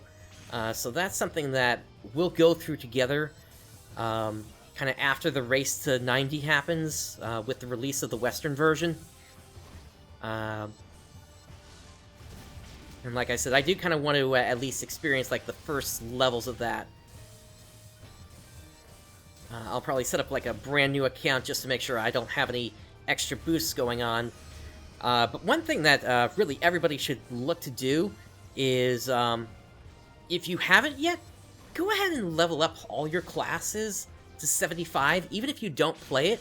And the reason you want to do that is because when you get each of those classes up to level 75, there's actually a boost that gets applied across your character for whatever class you're playing on. So, like, you can get an S attack boost, you can get a defense, or really any kind of attack boost, you can get defense boosts, you can get HP boosts. Bumped has the full details on that, in terms of how the breakdown of that is. And so that's why, if I go under my character info here, where is it? You'll see I'm at 90 for everything here.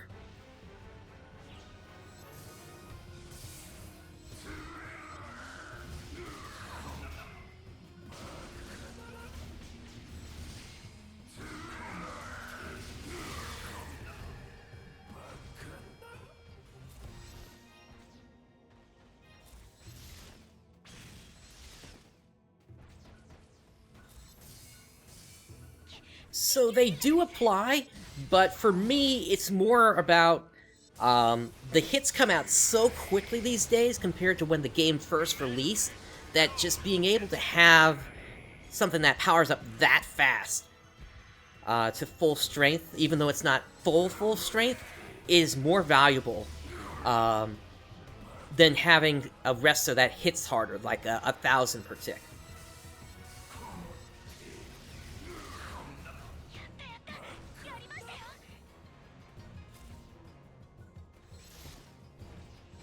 Alright, so we got a little bit of a maze here. Hopefully I can figure out where the exit is. We're probably going to be okay on having enough kills after this group here to get the A rank.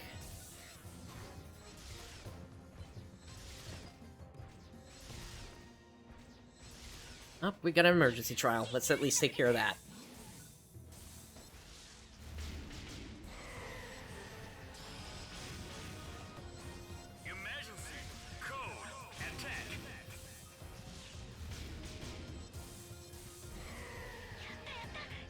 There we go. And moving on.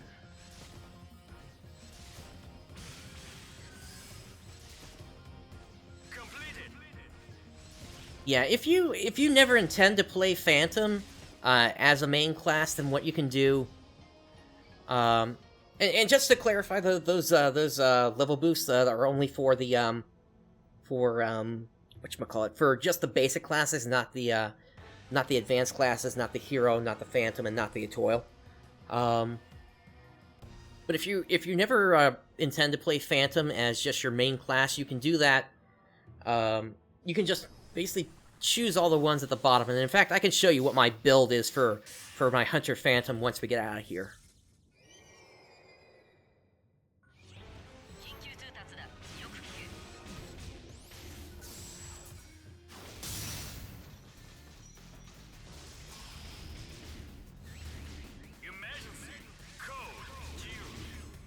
And down goes the code I do that.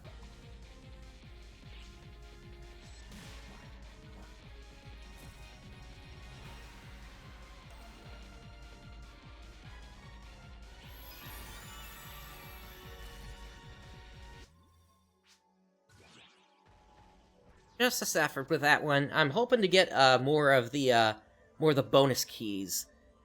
just because the those if you even with the silver ones, what you can do is if they happen to expire, you can trade them in at 5 per and get yourself a Tokyo Gold Key.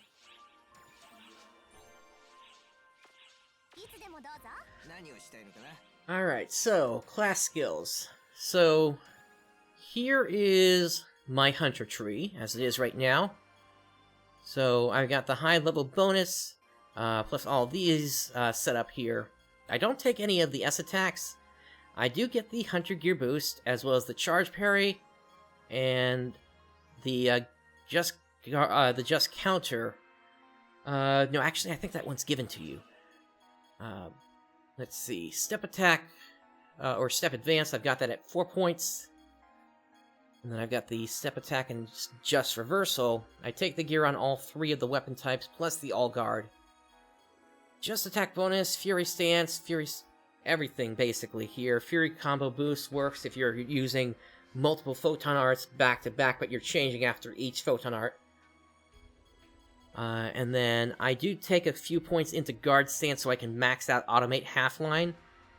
I also take 10 points of Iron Will. I mean, if I took some points out of those, I could, of course, put something into S Attack then, which I believe is what I did up here.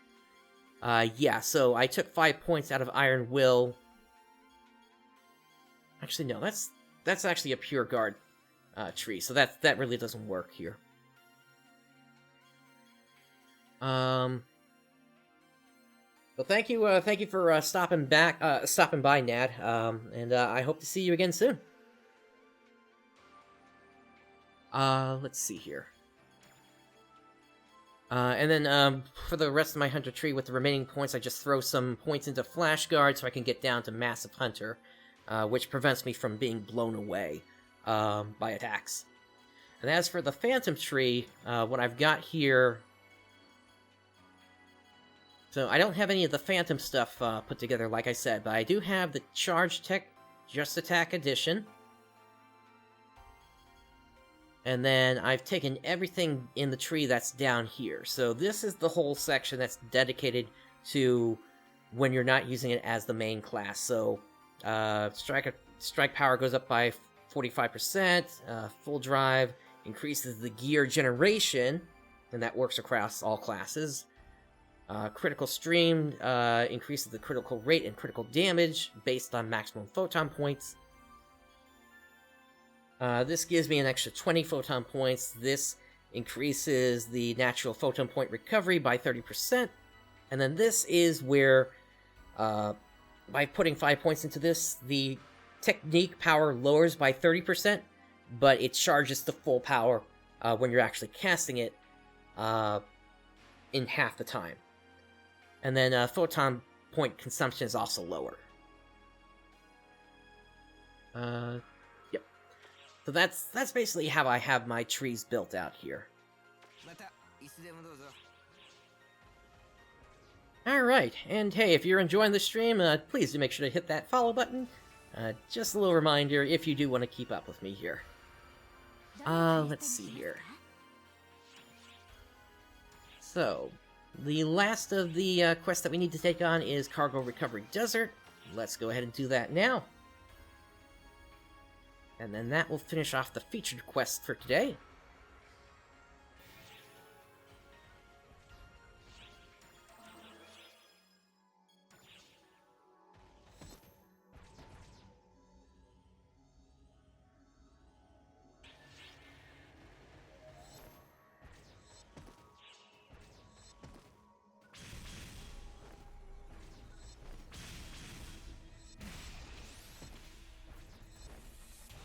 Once again, we do need to hit the minimum of getting an A rank off of this, so I am going to be taking out some enemies.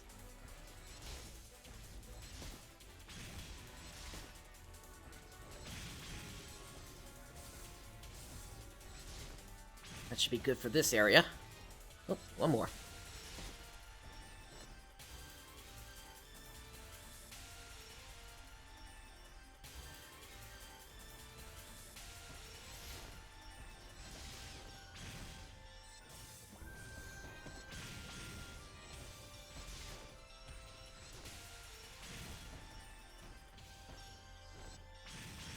couple to the south here.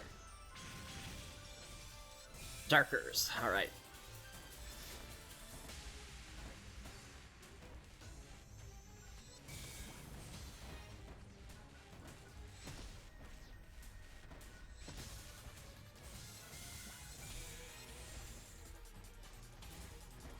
Looks like to the east is just going to be a dead end, so let's head this way.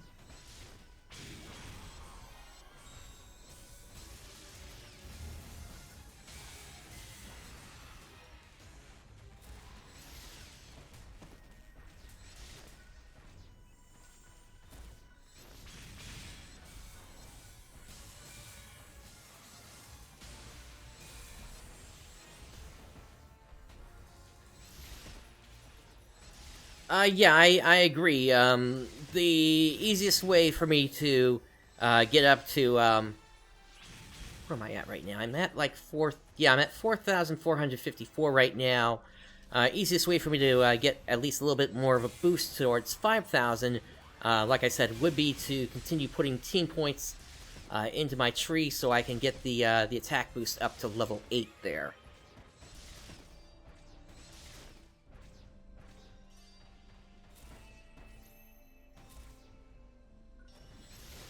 But I will also say, there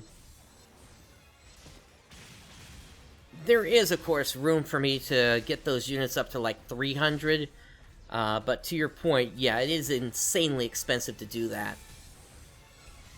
Because all my units would have to be, 8-slot units, essentially.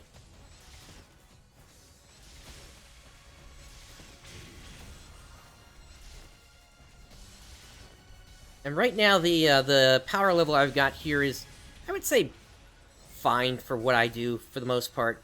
There was a stream I did yesterday where I tried to, since nobody else joined it, I tried to take on the White Day event, which is normally a 12-player quest. I tried to do it solo, and I got timed out on that one, so... But, you know, quest made for 12 players instead of 1, kind of makes sense that that would happen.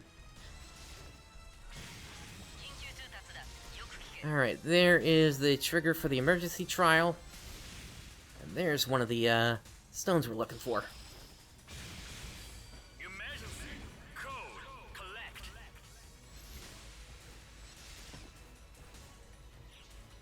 This trial was always one of the most annoying because you kind of had to just look around and figure out where the thing was. And sometimes it's still not obvious where it is, even if you know what area you need to look in.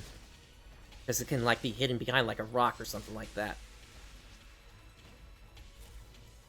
So they're saying over in C3 right now. Okay, there's one.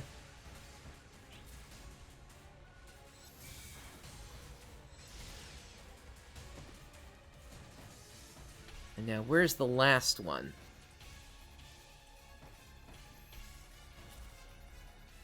Here it is.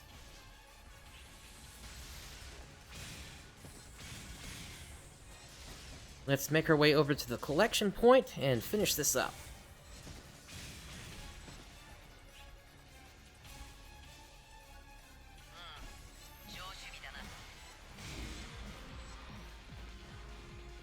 And there we go. Up to the camp ship we go. Yeah, that kind of makes sense there. Okay. So, for the last of the featured quests today, we got another cobalt medal. Okay.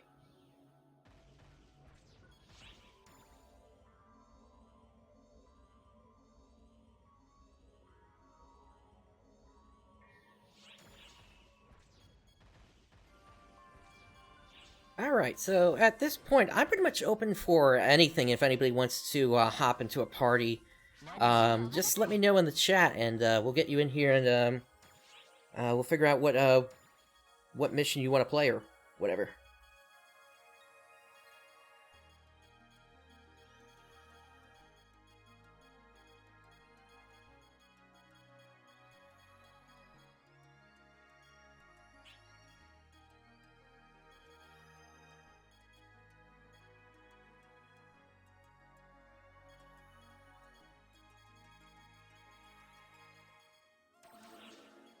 がとうございます。またのご利用をお待ちしています。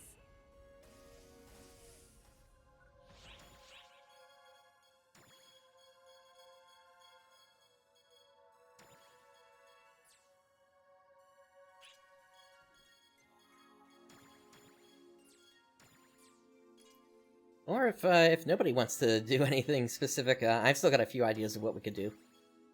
Let me actually uncheck those eggs, and do I have anything else like that? I do have one more.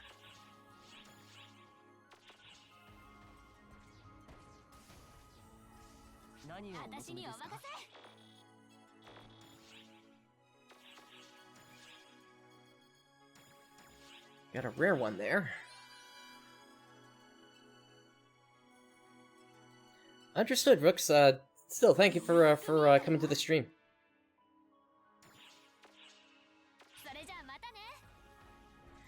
Ranged weapons. So I do, but nothing that I can really use on the hunter.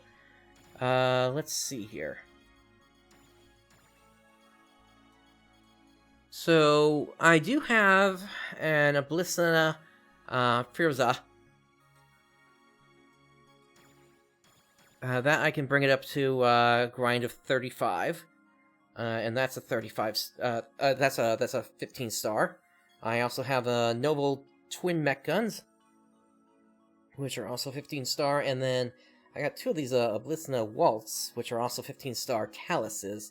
Now, for myself personally, I've always hated Taluses, at least until the hero came out. Before then, Taluses were like really annoying to use, to be honest, because there was no button that was specific to recalling the Talus back if you needed to immediately cast a tech from your location. It was like you had to switch weapons and then switch back, and then you'd be able to do it. All of my classes are maxed out. The nice thing with the hero, though, is it completely changed how that, how it worked, to the point where it acted more like it was a classic weapon from the series, the Slicer, which was actually something I was hoping that they would have introduced a long time ago into the game, so it was nice that they finally did that. One weapon I'm hoping they do consider bringing back at some point, since it was so good in Phantasy Star Universe Ambition of the Illuminists, is the Axe. I know that there is a weapon called the Laia Axe, so might not happen, unfortunately. But there is something like that in the game. Let's see, 13 star... I think it was a sword.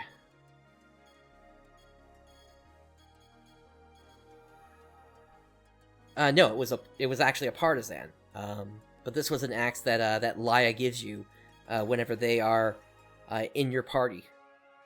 Well, not every time, but sometimes during an emergency trial, they'll give it to you.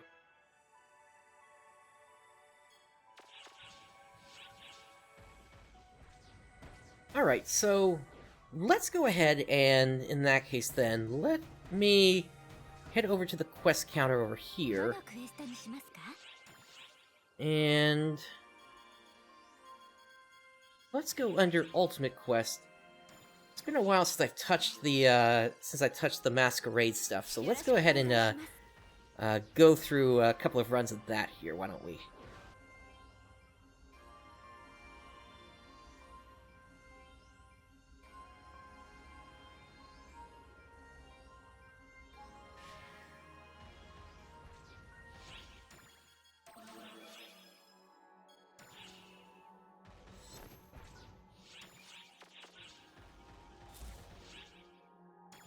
Looks like I'm on stage 17 right now.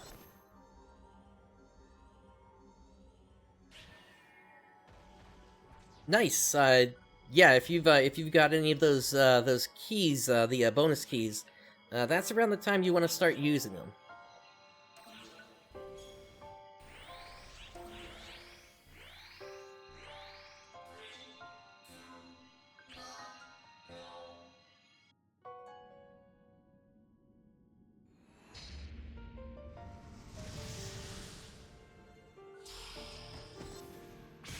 Your Majesty, code due.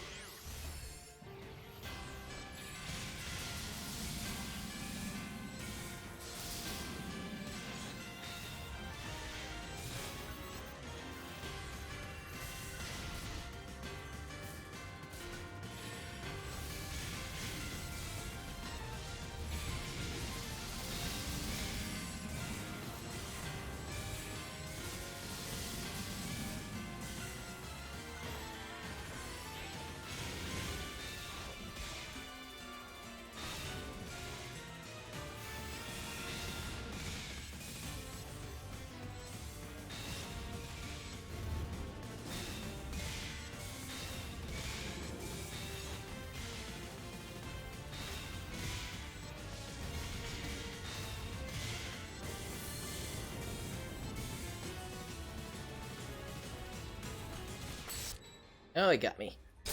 Alright.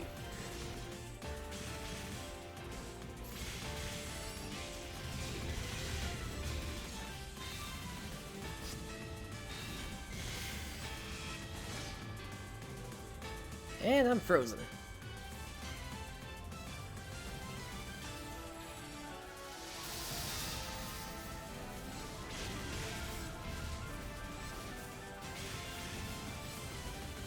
Typically, I like to use an over in there, just so I can knock the other guys out that he summons, but obviously that didn't work out this time.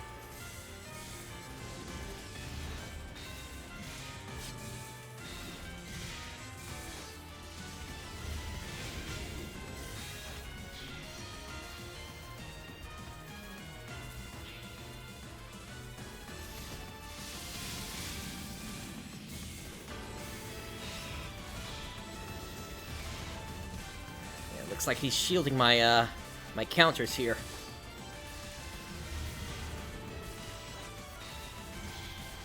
That can happen. Alright, depth 17 clear. Completed.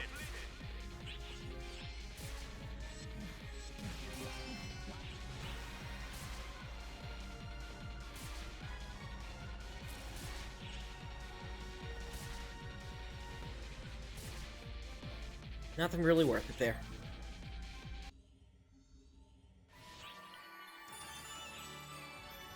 Alright, let's give this another run. Guess let me take it up to 20 today.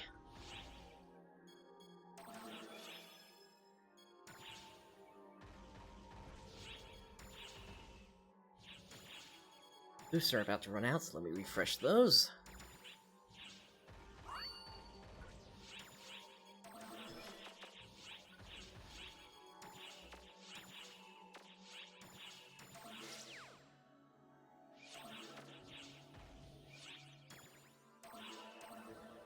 Alright, here we go.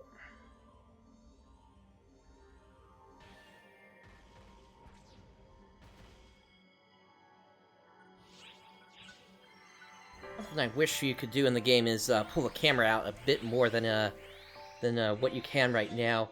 You used to be able to do that with a tool called the Arcs Mod tool, but the development of that stopped several years ago, unfortunately.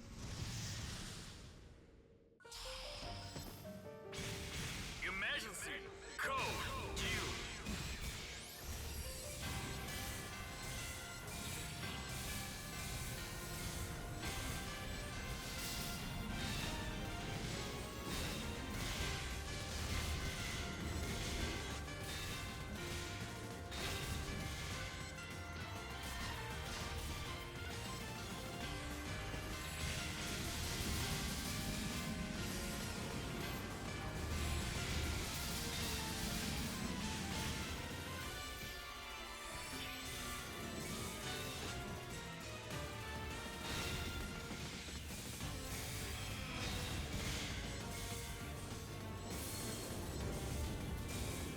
Savage, I'll look at your comment in just a moment here. It's a little, This guy is, always a little crazy to be able to focus on other things with. Let's see here.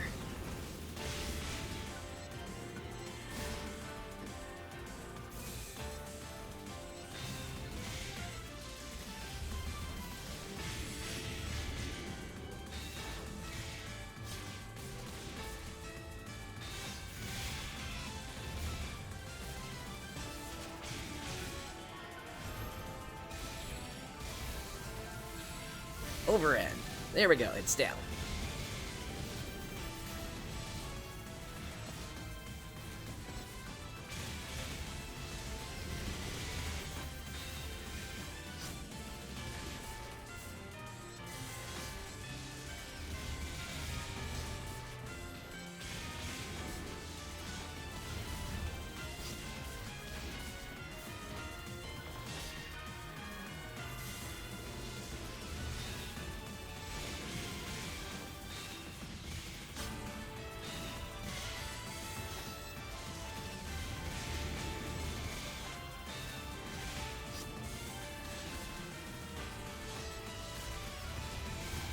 One thing I will say is that, at least when it comes to this quest, I'm not really intending to ever bring this thing up to the final level, which is 999. That's just insane.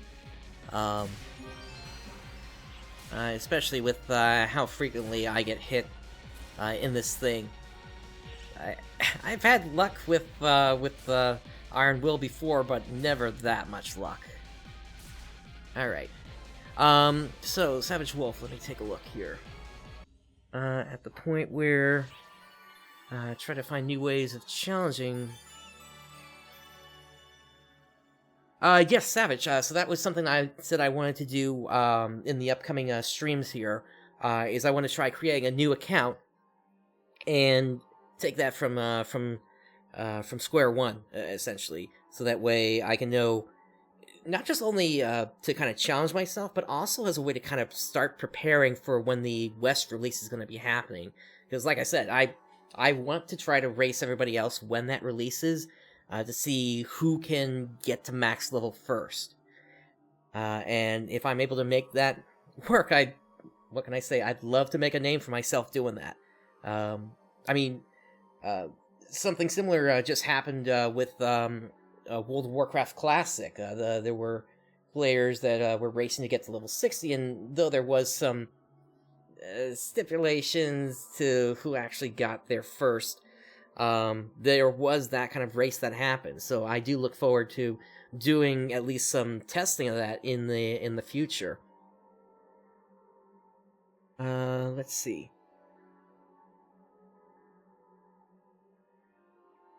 And yeah, I would also agree that when I was going through episode 5, actually, I did all of episode 5 as a hero, which was a class that I wasn't as confident as I am with a hunter. So I do agree, there is some fun to be had with that, but I find that I like being able to rely on Automate and Iron Will to kind of help me push through situations. You're talking about Phantasy Star Online. Yes, I completely agree. Phantasy Star Online Ultimate Mode, though, that was kind of... how do I put it? When version 2 came out, you basically had to find a red weapon to even be able to hit anything in that version. I mean, running through Forest 1 would take like an hour, just because it was always miss, miss, miss, miss, miss, and maybe you do some damage on your third hit. Even when you were at like level 100, and even if you were like carrying like a spread needle around or something like that. But yeah, Phantasy Star Universe was actually well known for that, especially if you were on during the age of White Beast, essentially, which was this 6-player quest whereby you would have like these level 1s go into as high level as they could and get as many mission points as they could to level up their class. And that's something that's kind of unique about Phantasy Star Universe, in that you had both a character level as well as a class level, and the two of those worked together so that when you changed your class, you didn't lose all of your stats changing to a different class. Let's continue on here with another of that.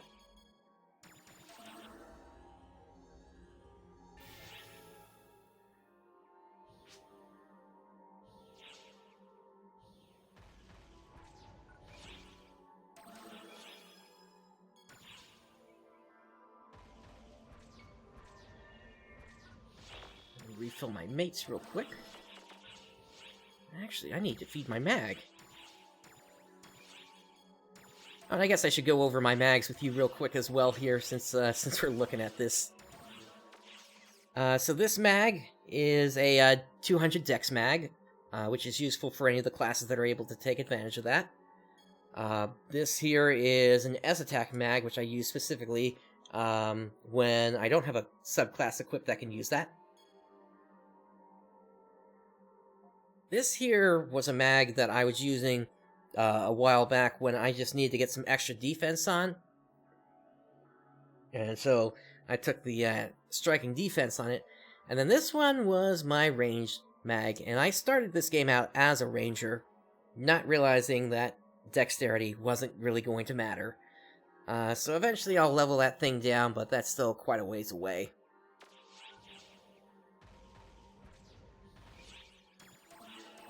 We're doing level 19 this time.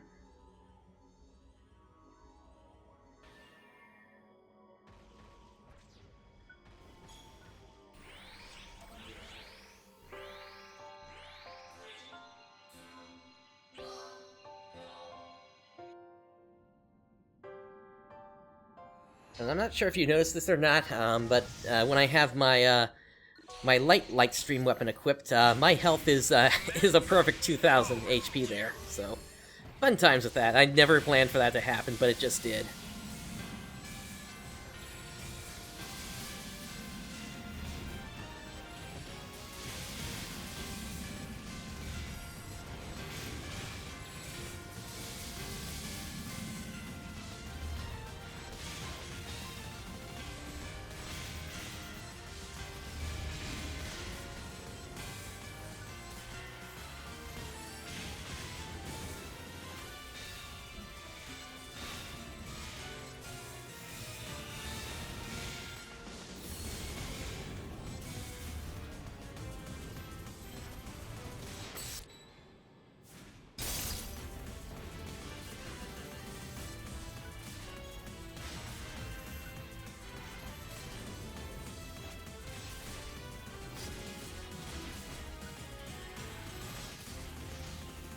It's a shame those pillars are not see-through.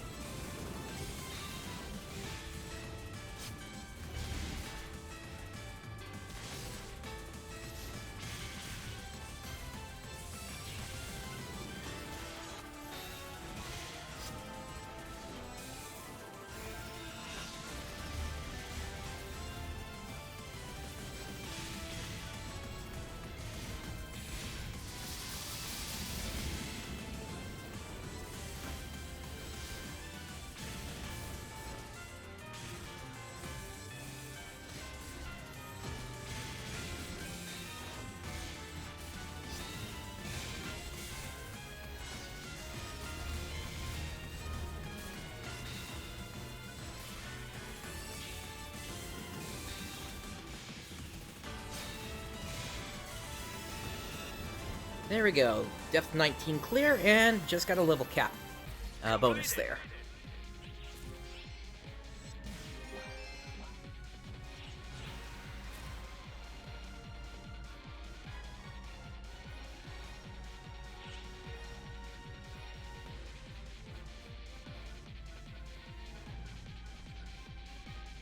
Back up to the camp ship we go, and we're gonna do this one more time.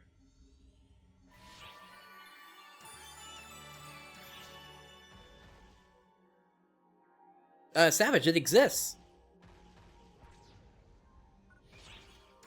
If I go under Ultimate Chain here, it has the ability Vampiric Blade, and that recovers 6% of damage dealt as HP.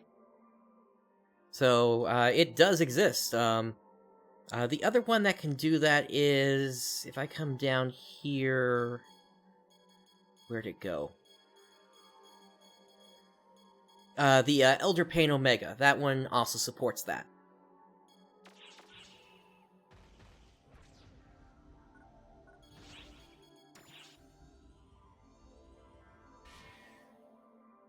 No, I believe it's a it's a weapons ability, not something that you can move. Actually, there was one weapon, and I'm not sure if I have it still or not. Let me see. Let me do this by default sort. That's the only way I'm gonna find it. It was a mech gun.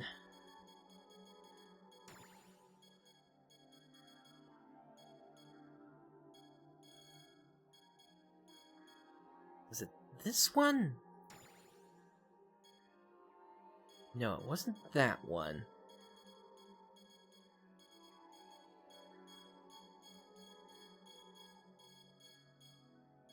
I remember what it was. It was the Gold Milla that had it, which was actually a throwback to the original Phantasy Star Online as two guns that you had to combine together in order to actually get the Gold Milla weapon. But that does have the lifesteal effect, but the problem with that is I think it's only a 10-star weapon.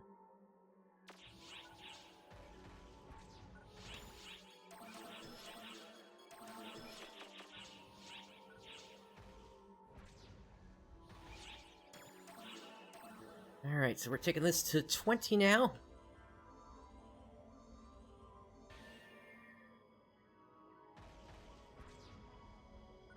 And that was a weapon, I know that that's the case because I tried to use that weapon as an experiment when I was fighting Falig, but it didn't have the effect I was looking for it to. How'd you craft it? I think it was something. I think it was an ability that you got when you plus 10'd it. So I think that still would have worked even if you did craft it.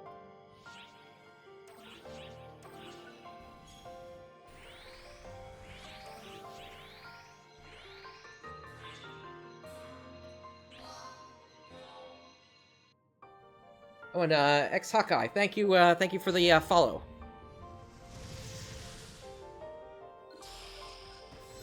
I know I'm a little late on that. Sorry about that.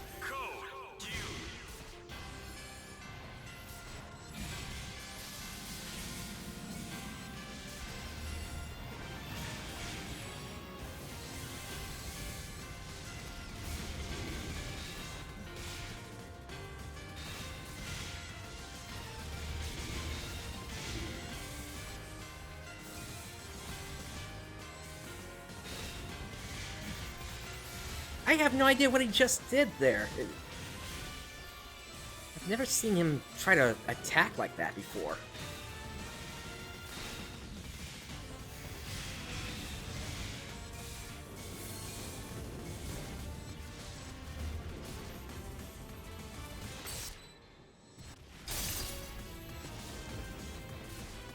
I am not having any luck with the with blocking that that attack there.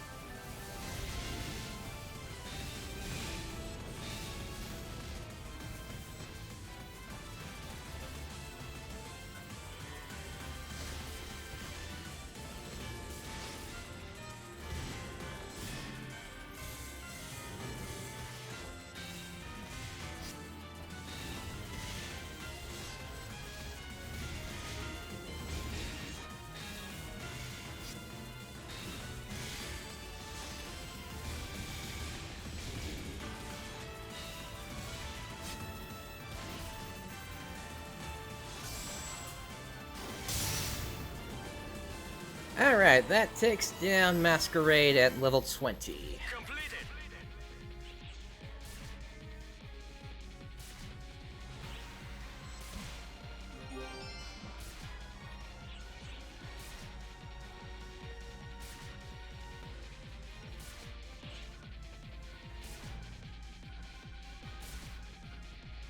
Okay, let's get out of here.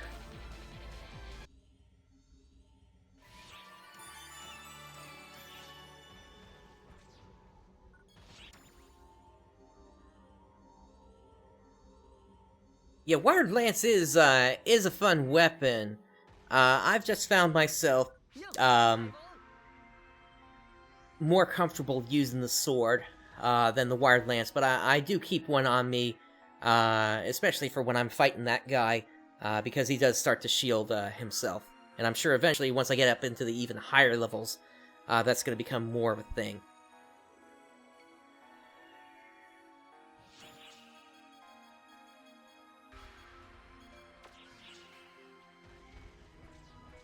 Okay, so... just for fun...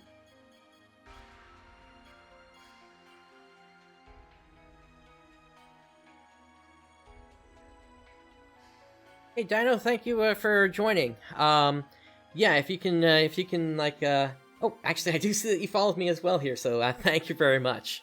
Yeah, I'm gonna try to stream, on the weekend. Try to keep something similar to what I used to do, but yeah, I just had to get off the YouTube platform because of what happened there. So the best way for you to know when I'm going to be streaming is actually to hit up my Discord, which is down in the description below, in the FAQ section. Just go ahead and join there. Whenever I go live, I will be putting a notice in there that I will be streaming. Did it a little bit different today because of what was going on here. I wanted to open with the over on YouTube with my sort of farewell, but not exactly fully farewell video. I'm still there, but you know, as we get closer to the end of the year, it's gonna be I kind of have to start stepping back a little bit. I mean, if nothing ends up happening, then what I'll probably be doing is just, you know, doing the streams and pushing them over to YouTube, like I said in the video. But yeah, with how YouTube has treated all their creators in this situation, basically throwing everybody under the bus, I've just had enough of that, and that's why I came over here to Twitch. And really, they're dealing with data on kids. That's against the law, what they did. And it was the fact that Twitch has their own COPPA statement in here, plus the fact that, you know, if and when I do hit affiliate, I'll be able to also start uploading videos here as well, and, you know, start the process of moving my backlog over. Which, I don't think I said that to anybody here yet on Twitch, but my time with YouTube, I have over 5 terabytes of Let's Plays that I've done. And I know Let's Plays aren't really and curated videos aren't necessarily the thing that happens here on Twitch, but I do, you know, kind of want to have that in a second spot now, because who knows how much longer YouTube is actually going to allow creators on their platform after all this has happened. Alright, so let's see here. For the sake of having a little bit of fun here, where did it go? Not Phantom Mother, not Phantom God. Oh, I had a whole stack of these. Here we go. Let's try the Earth Destroyer's trigger. That's the one that you need to do for, in order to get to Expert. I need to refresh my, my attack boost first here, though.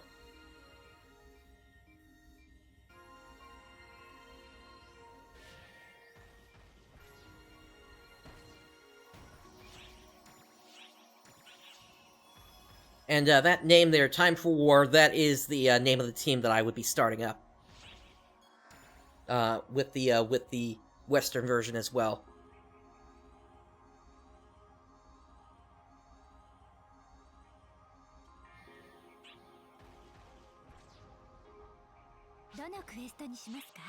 Alright, so we're going to accept a trigger quest.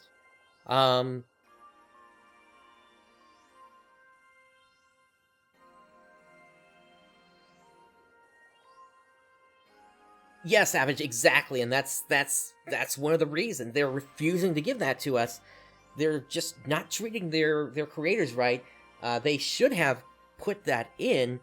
The reason they didn't is because that puts the onus back on them to kind of police everything, which they don't want to do. They don't want to have to spend the money on that to do it. So, you know, I gotta do what I gotta do to protect myself at this point with all this. Before I start this trigger up, did anybody want to go into a party at all and do anything? Because I am open to doing, anything if anybody wants to do anything.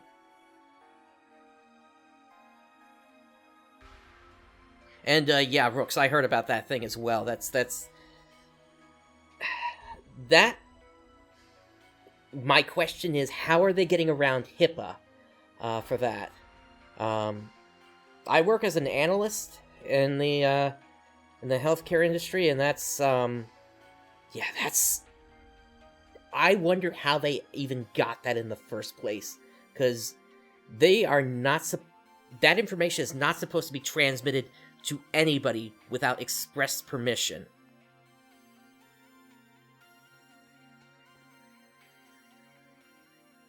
Unfortunately, I'm not in any position to actually do anything about that.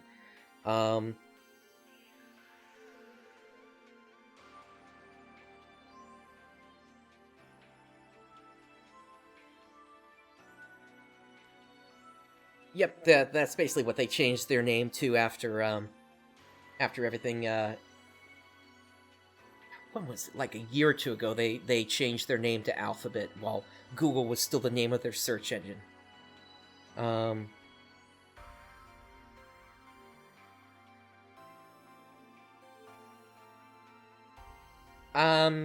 sure I understand what you're saying. CIA? You mean Central Intelligence Agency? Or something else?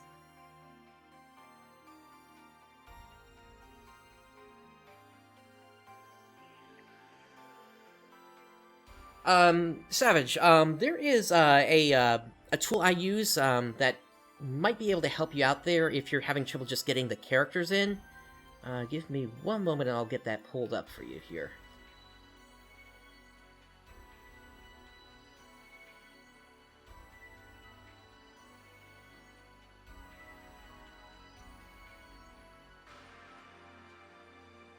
So this link here, this is the keyboard I use whenever I need to go through a capture like that. So that way I just have to look at the character and match it up rather than trying to look at the character and then figure out, okay, what two characters do I need to type on my keyboard to actually make that character appear, and then I can make it go. This makes it a lot easier to get past that thing.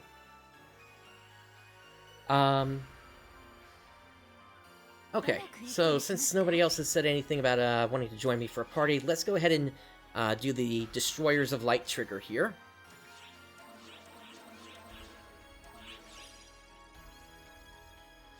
So this will have us going up against Mother and Deus.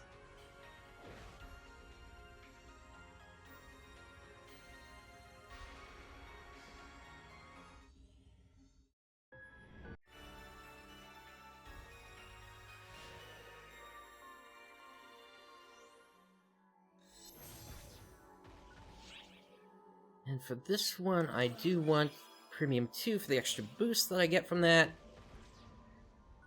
Let's see if we get an S rank today. It's been a while since I ran this here, so I might not remember everything that needs to go on with this.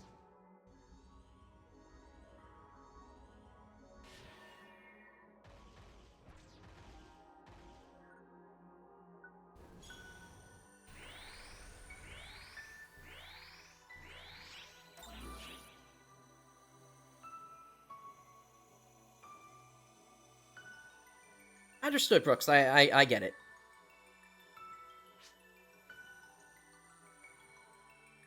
The casino... maybe, yeah. Actually, no. They had the casino also in Phantasy Star Universe Ambition of the Illuminous, so... yeah, I don't think they'll be removing that. They might change some of the rewards around, but other than that, I don't think they'll completely remove it.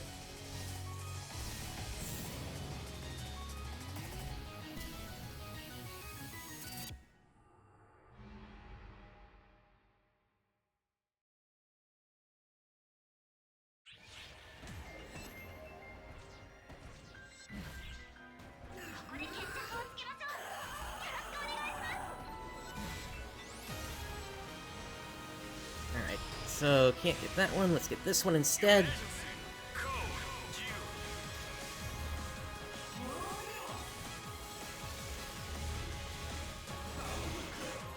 There goes one. I hate how this one keeps going up in the sky. Okay.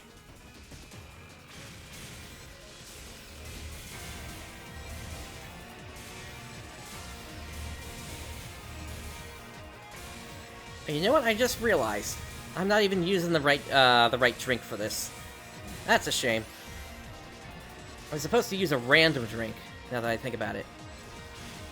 And get the weak bonus.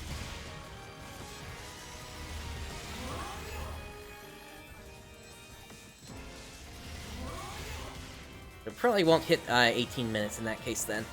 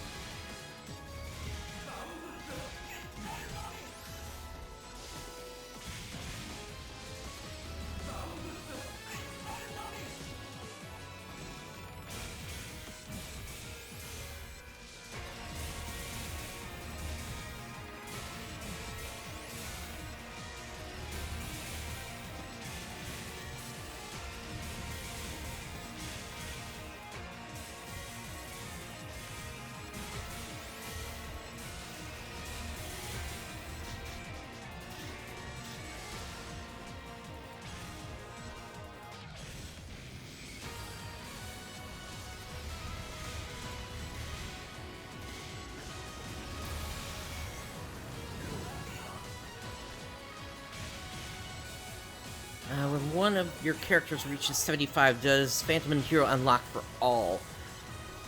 So you need to reach it on 2 classes on the same character. But then I do believe it does unlock for every character after that.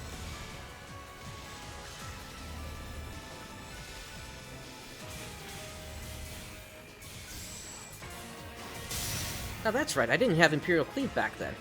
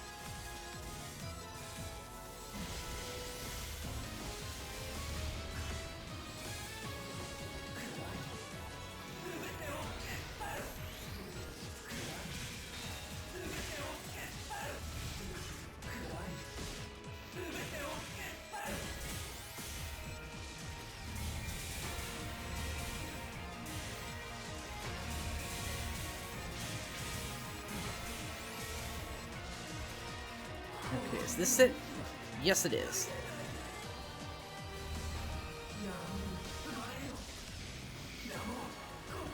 Here come the, locks.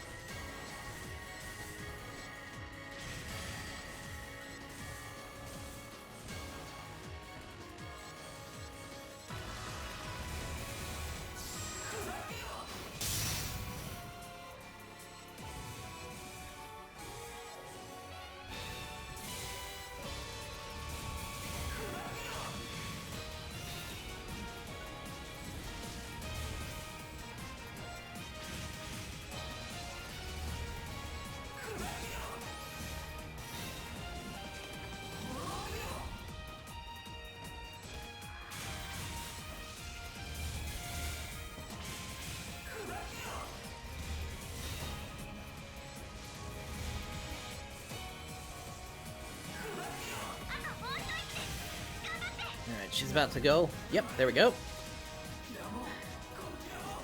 This was the phase I always struggled with.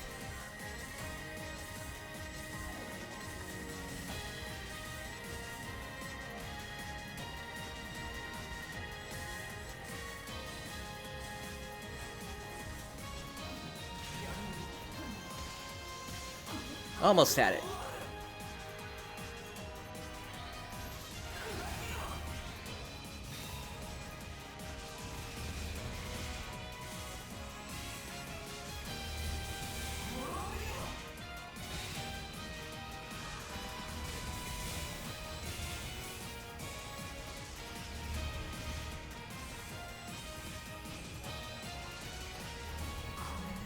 Alright, she's down. Let me head for the warp. Gonna appear any second. There we go.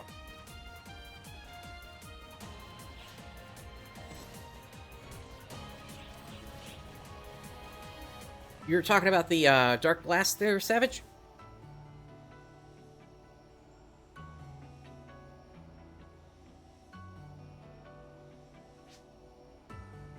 Okay, so there's two ways that you can unlock them. First way is you can complete various emergency quests that have them kind of as the feature boss of the emergency quest on extra hard mode. And then the second way you can do it, and you can do this before even reaching extra hard mode, is you complete various points along the episode 5 story. So once you complete chapter, I want to say 2, in episode 5 you'll unlock Elder.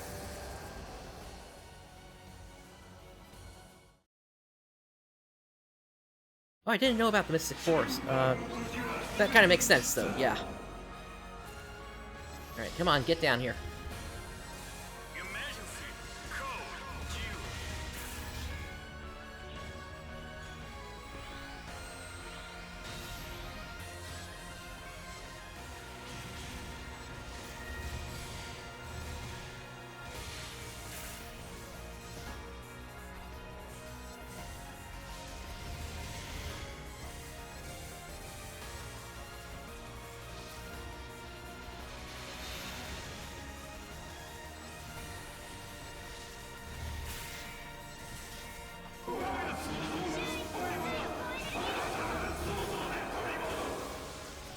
That's 1.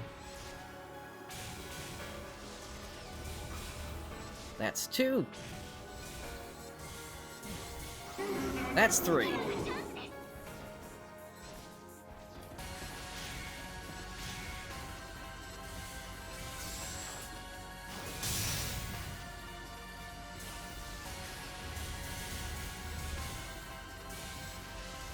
No, this is the natural form of the sword. This is a light stream weapon.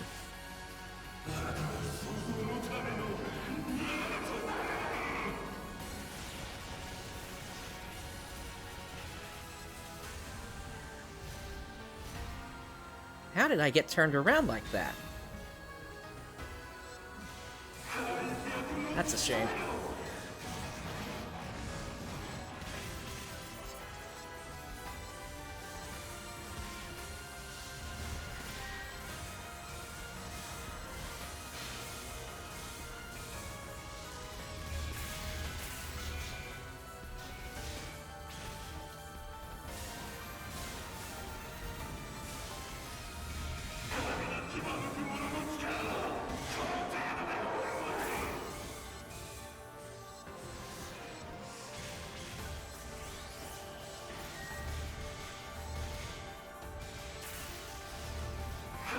Okay, we've got an orb phase coming up.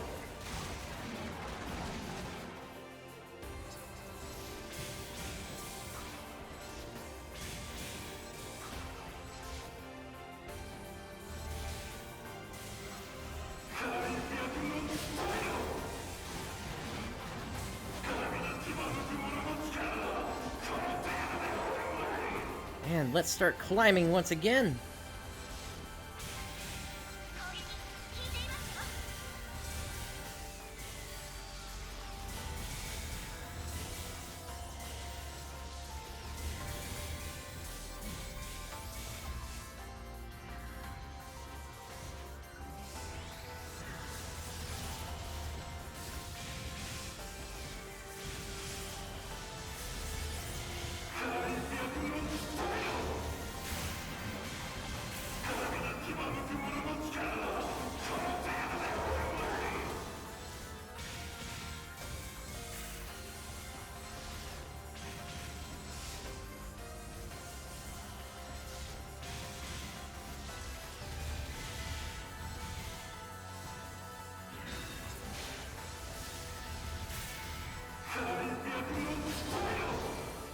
This should be another orb phase coming up. Here we go.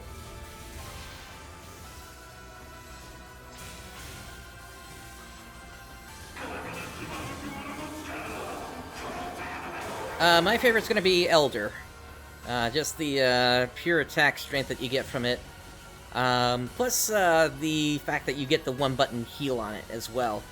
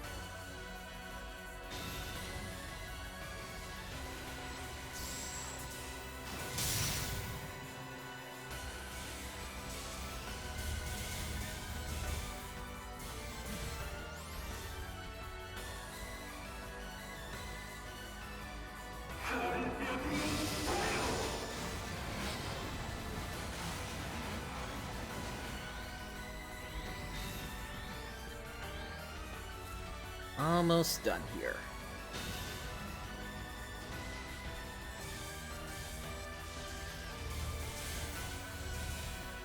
Just need to get him into the last phase.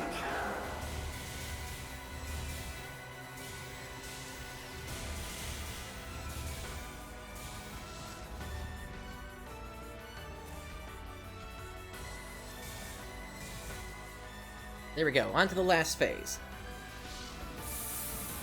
No, this is the final phase of the sword.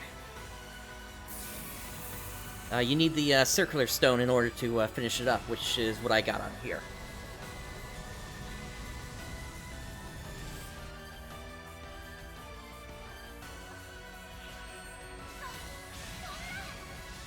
Alright, gotta take out the dragon heads now. Actually, why don't I go ahead and pop Elder for this?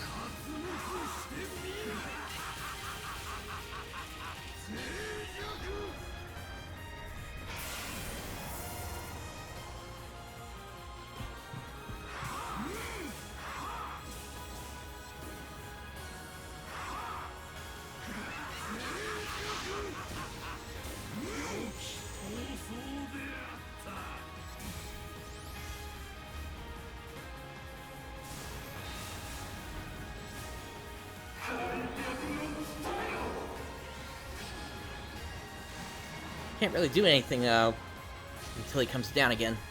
Here we go.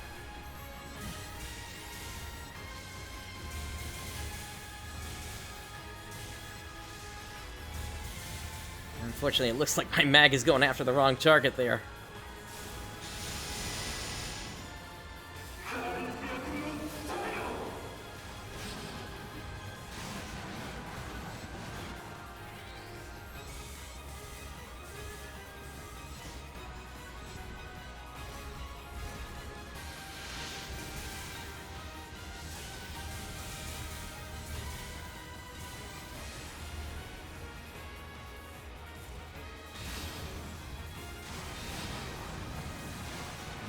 Not sure where I am on the timer, if I'm too late at this point or not.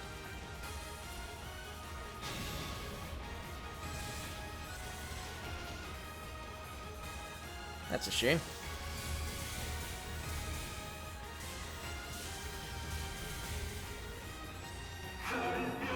do my Imperial Cleave on the next round.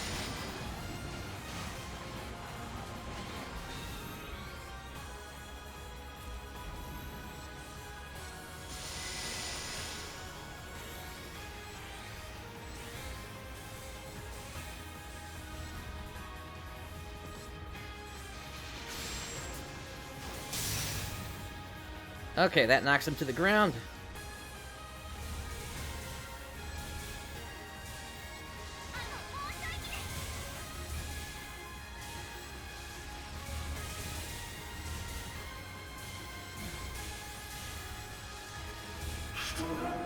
Down they go.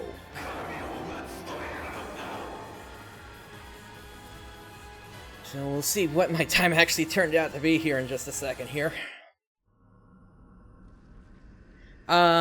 Dino, let's see. I think it's the fact that the Phantasy Star series is just so, it's just so versatile. The fact that, you know, if I don't want to play an action game, like Phantasy Star Online, then I have the traditional classic games of the Algo series, Phantasy Star 1, 2, 3, and End of Millennium. And then, if that doesn't suit me that day, then, amazingly, this series also has a card game, Phantasy Star Online Episode 3 Card Revolution. So, there are so many things about this series that are just so amazing that keep me playing it. And certainly, if you're enjoying the content here, I mean, please do, don't forget, you can always give me a follow to keep up with me here. Let's see what we got on all the drops here. And, back up to the camp ship, let's see what the time was. Nice, an S rank, and I believe I beat that by about 57 seconds there, so, nice. So, yeah, definitely the, power creep, is definitely still coming into all this. I didn't even have to use my, my red shine this time, to get through that, so... things have definitely improved since back then. That's for certain. Let's see.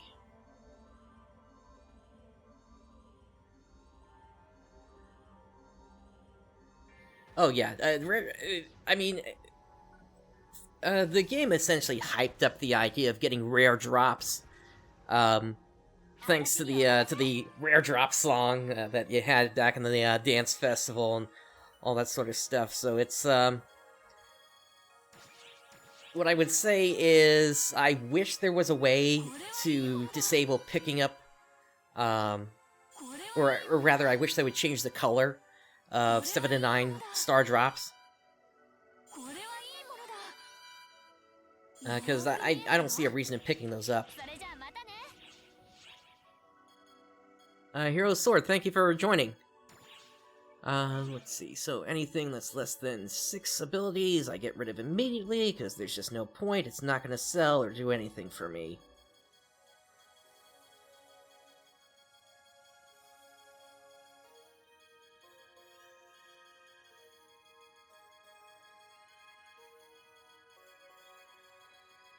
All these turn into cubes. There we go. And I actually take to some units as well here, so let's take care of that as well. Actually, that one might sell. Typically for units, it's going to be 3 slots or less I'll get rid of.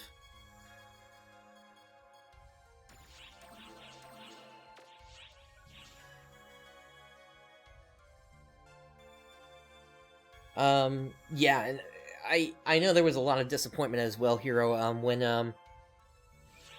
when it was first announced to be coming to the West, and then suddenly it wasn't coming, and I believe that had a lot to do with the contracts that were signed for the Western version of, or not the Western version, what am I saying? The Southeast Asia version of the game. So it's a shame things worked out that way, but at least it is finally coming now.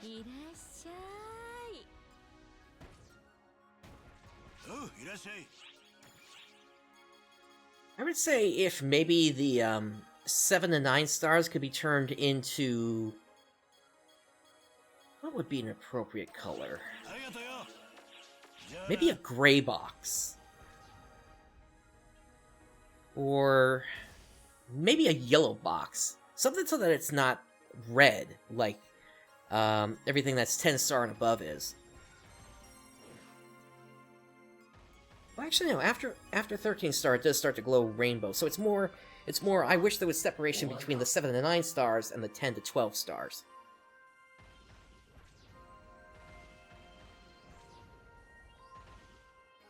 Yeah, Savage. Any of those would work.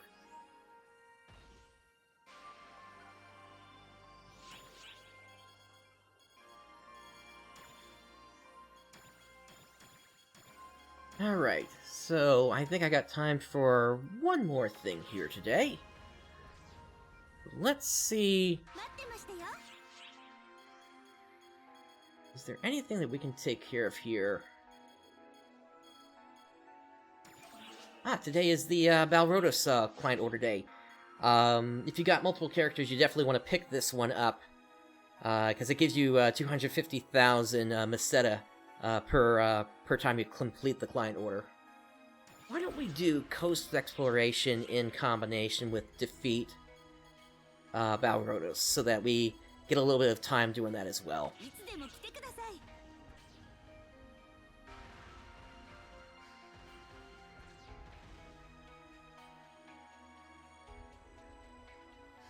Oh, you're talking about the profound, the 13-star version of this weapon. Is that what you're saying here, Hero?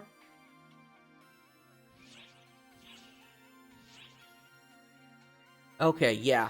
I've got two of these here. One is dedicated to the light element. The other I've got here is dedicated to the dark element, and that I keep around specifically for the Shiva fleet emergency quest, and also whenever I'm headed into the Dragonkin Skyscape. Okay, so we're gonna do Coast Exploration. I'm actually gonna do this on super hard. The extra hard version is meant more for 12 players. With the way that they balance that one. I don't know why they did it that way. I mean, I get it. They did it for when the Monster Hunter event was, or collaboration was happening, in the game. But still, the fact that they didn't rebalance it after that, is kind of annoying.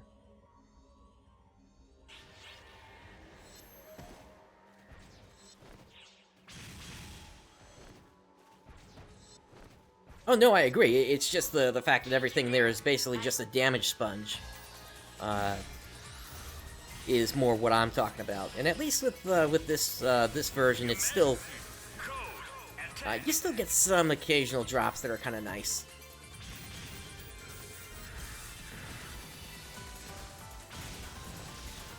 Actually, I'm looking at my bar down there. I need to take a different drink.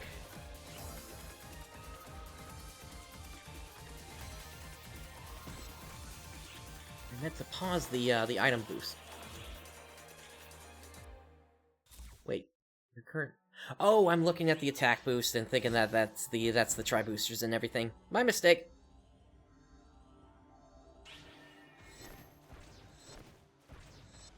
We're actually fine.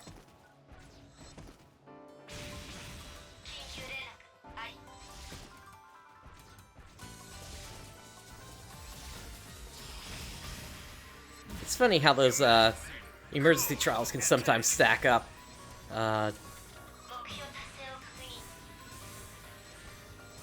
Because as soon as she started talking like that, the trial was already completed.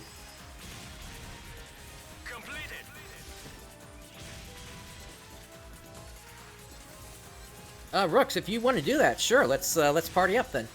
I'll hop right out.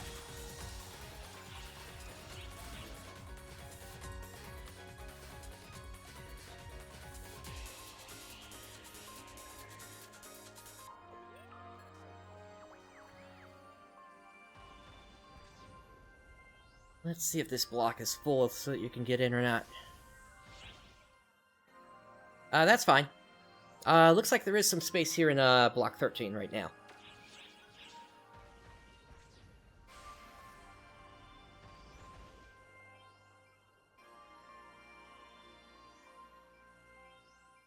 Yeah, this is an open stream, so if anybody else wants to join in as well, just let me know. But we are going to be going into the extra hard version of this. So let me see what minimum level is going to be for that. That is going to be level 75 main class and subclass.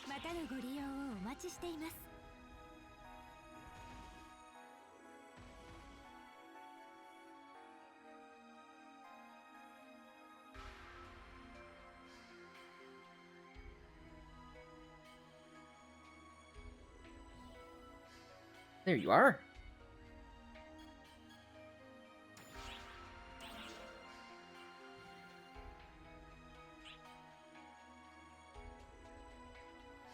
All right.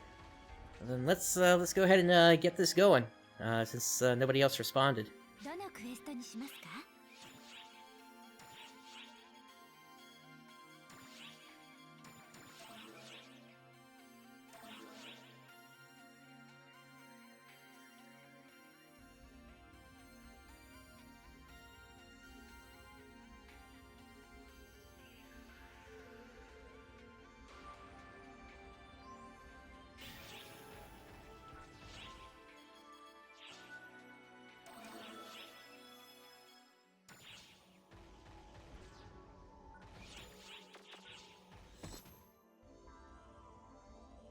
Alright, let's get this going.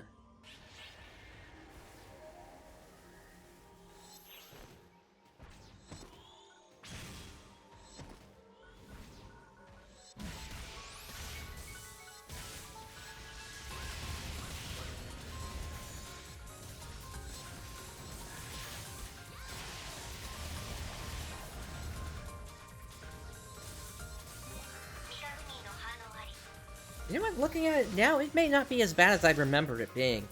I haven't actually run through this in a while, so... Maybe it was the boss being a damage sponge that was problematic. Or of course, it could have also been the Elzean, or I can't even remember how to say its name anymore. The one that came over from Monster Hunter.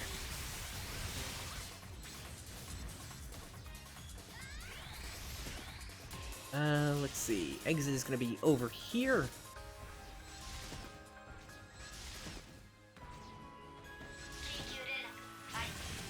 Rappy, what are you doing here? Emergency. Code. Attack.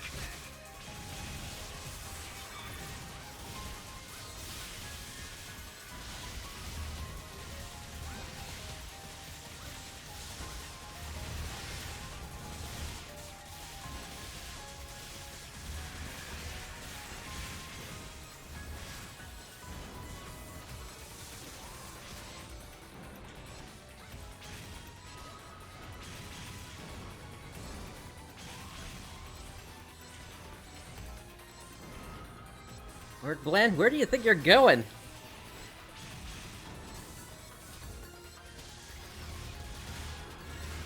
It's like we spooked the guy or something.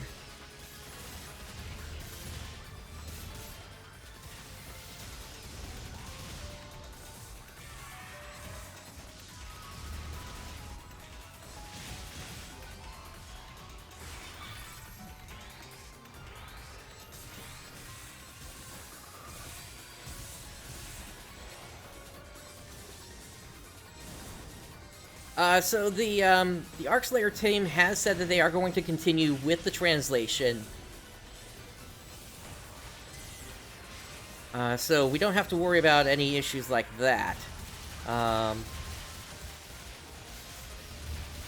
What they said they might start doing, though, is they may grab from the localization for some events rather than using their own translation. But I would say that's going to depend upon what's actually available at launch. If not everything is available up to Episode 6, that's going to prevent them from doing that just yet for everything. We'll have to see how it all plays out. That's kind of the big question. Is it all the content is available, but it's going to be released on the same schedule as the Japanese, is all releasing sort of simulcast, whereby English will be up to date, and my hope is that they're basically playing on the same ships as the Japanese players. I don't see any reason for that to not happen. If that's something that you want, I'll be more than happy to change that. I didn't even realize that that was something that people wanted to be able to do. Savage. I'll do that once we're done with this here.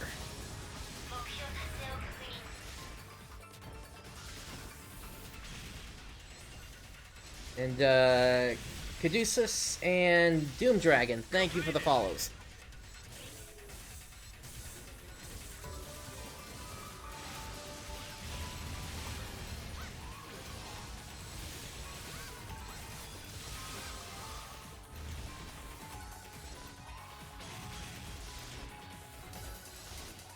Alright, let's start heading for the second area.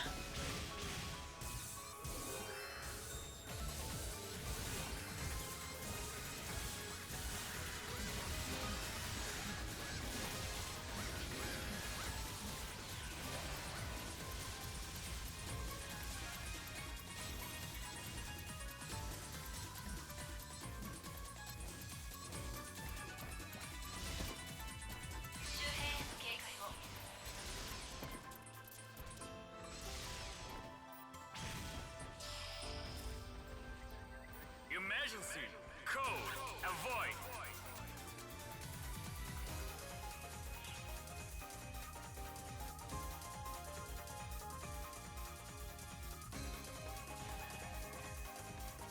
Okay, and it looks like that's it. So this is the shortened version of the area. No second area to this here. Let's get this going.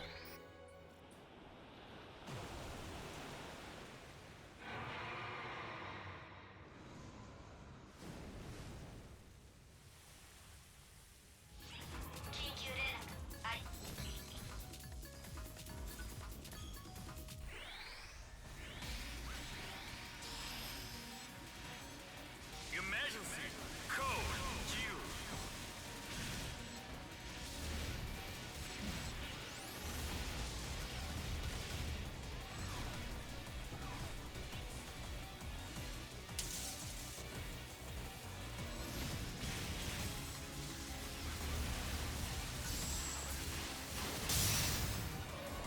And down goes the Balrodos.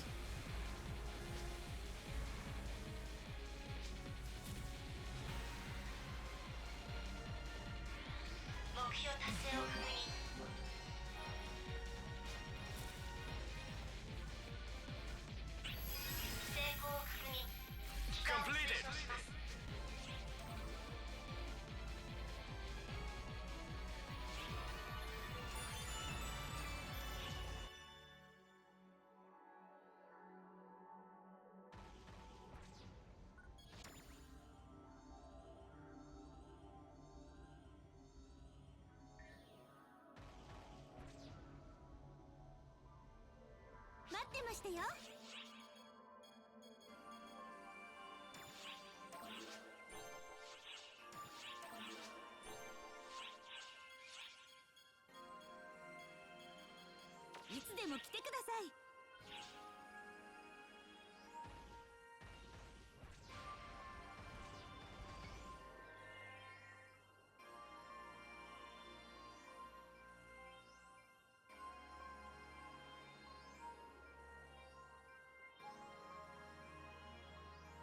Oh my goodness, I had myself muted. I didn't even realize that. I apologize for that. But anyway, so very fun time here on Twitch for the first stream here, and I look forward to being able to continue here in the long run. Now that I am moving off of the YouTube platform here. Of course, if you did enjoy today's show, please do make sure to give me that follow. Let's see if we can get me up to the point where I can start to upload my backlog here on Twitch, so I can start to fully move off of YouTube when possible. Like I said before, I've got like 5 terabytes of data I need to get offloaded, all still high quality, all the stuff I had from when I first uploaded everything here. And I believe, if I remember correctly, the way that you're supposed to do this is once you're done with a stream, you are supposed to raid someone. So, let me bring up that interface now. And certainly thank you for joining me today as well. Let's see, who is currently broadcasting? Bear with me for one moment.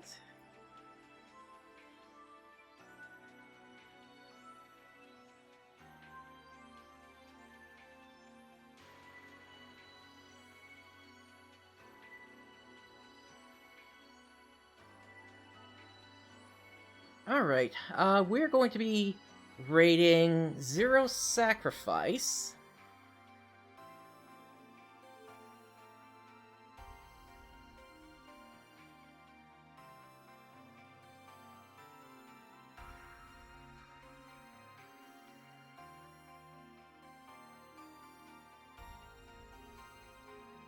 Let's see here.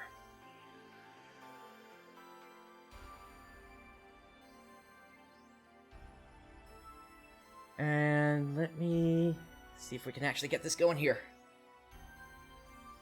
And the word we're going to use, if you're unfamiliar with this, is with Phantasy Star Universe. The way that, let me kind of give you the background of this here so you don't think I'm doing something wrong here. But the background for this is, in Phantasy Star Universe, there is a,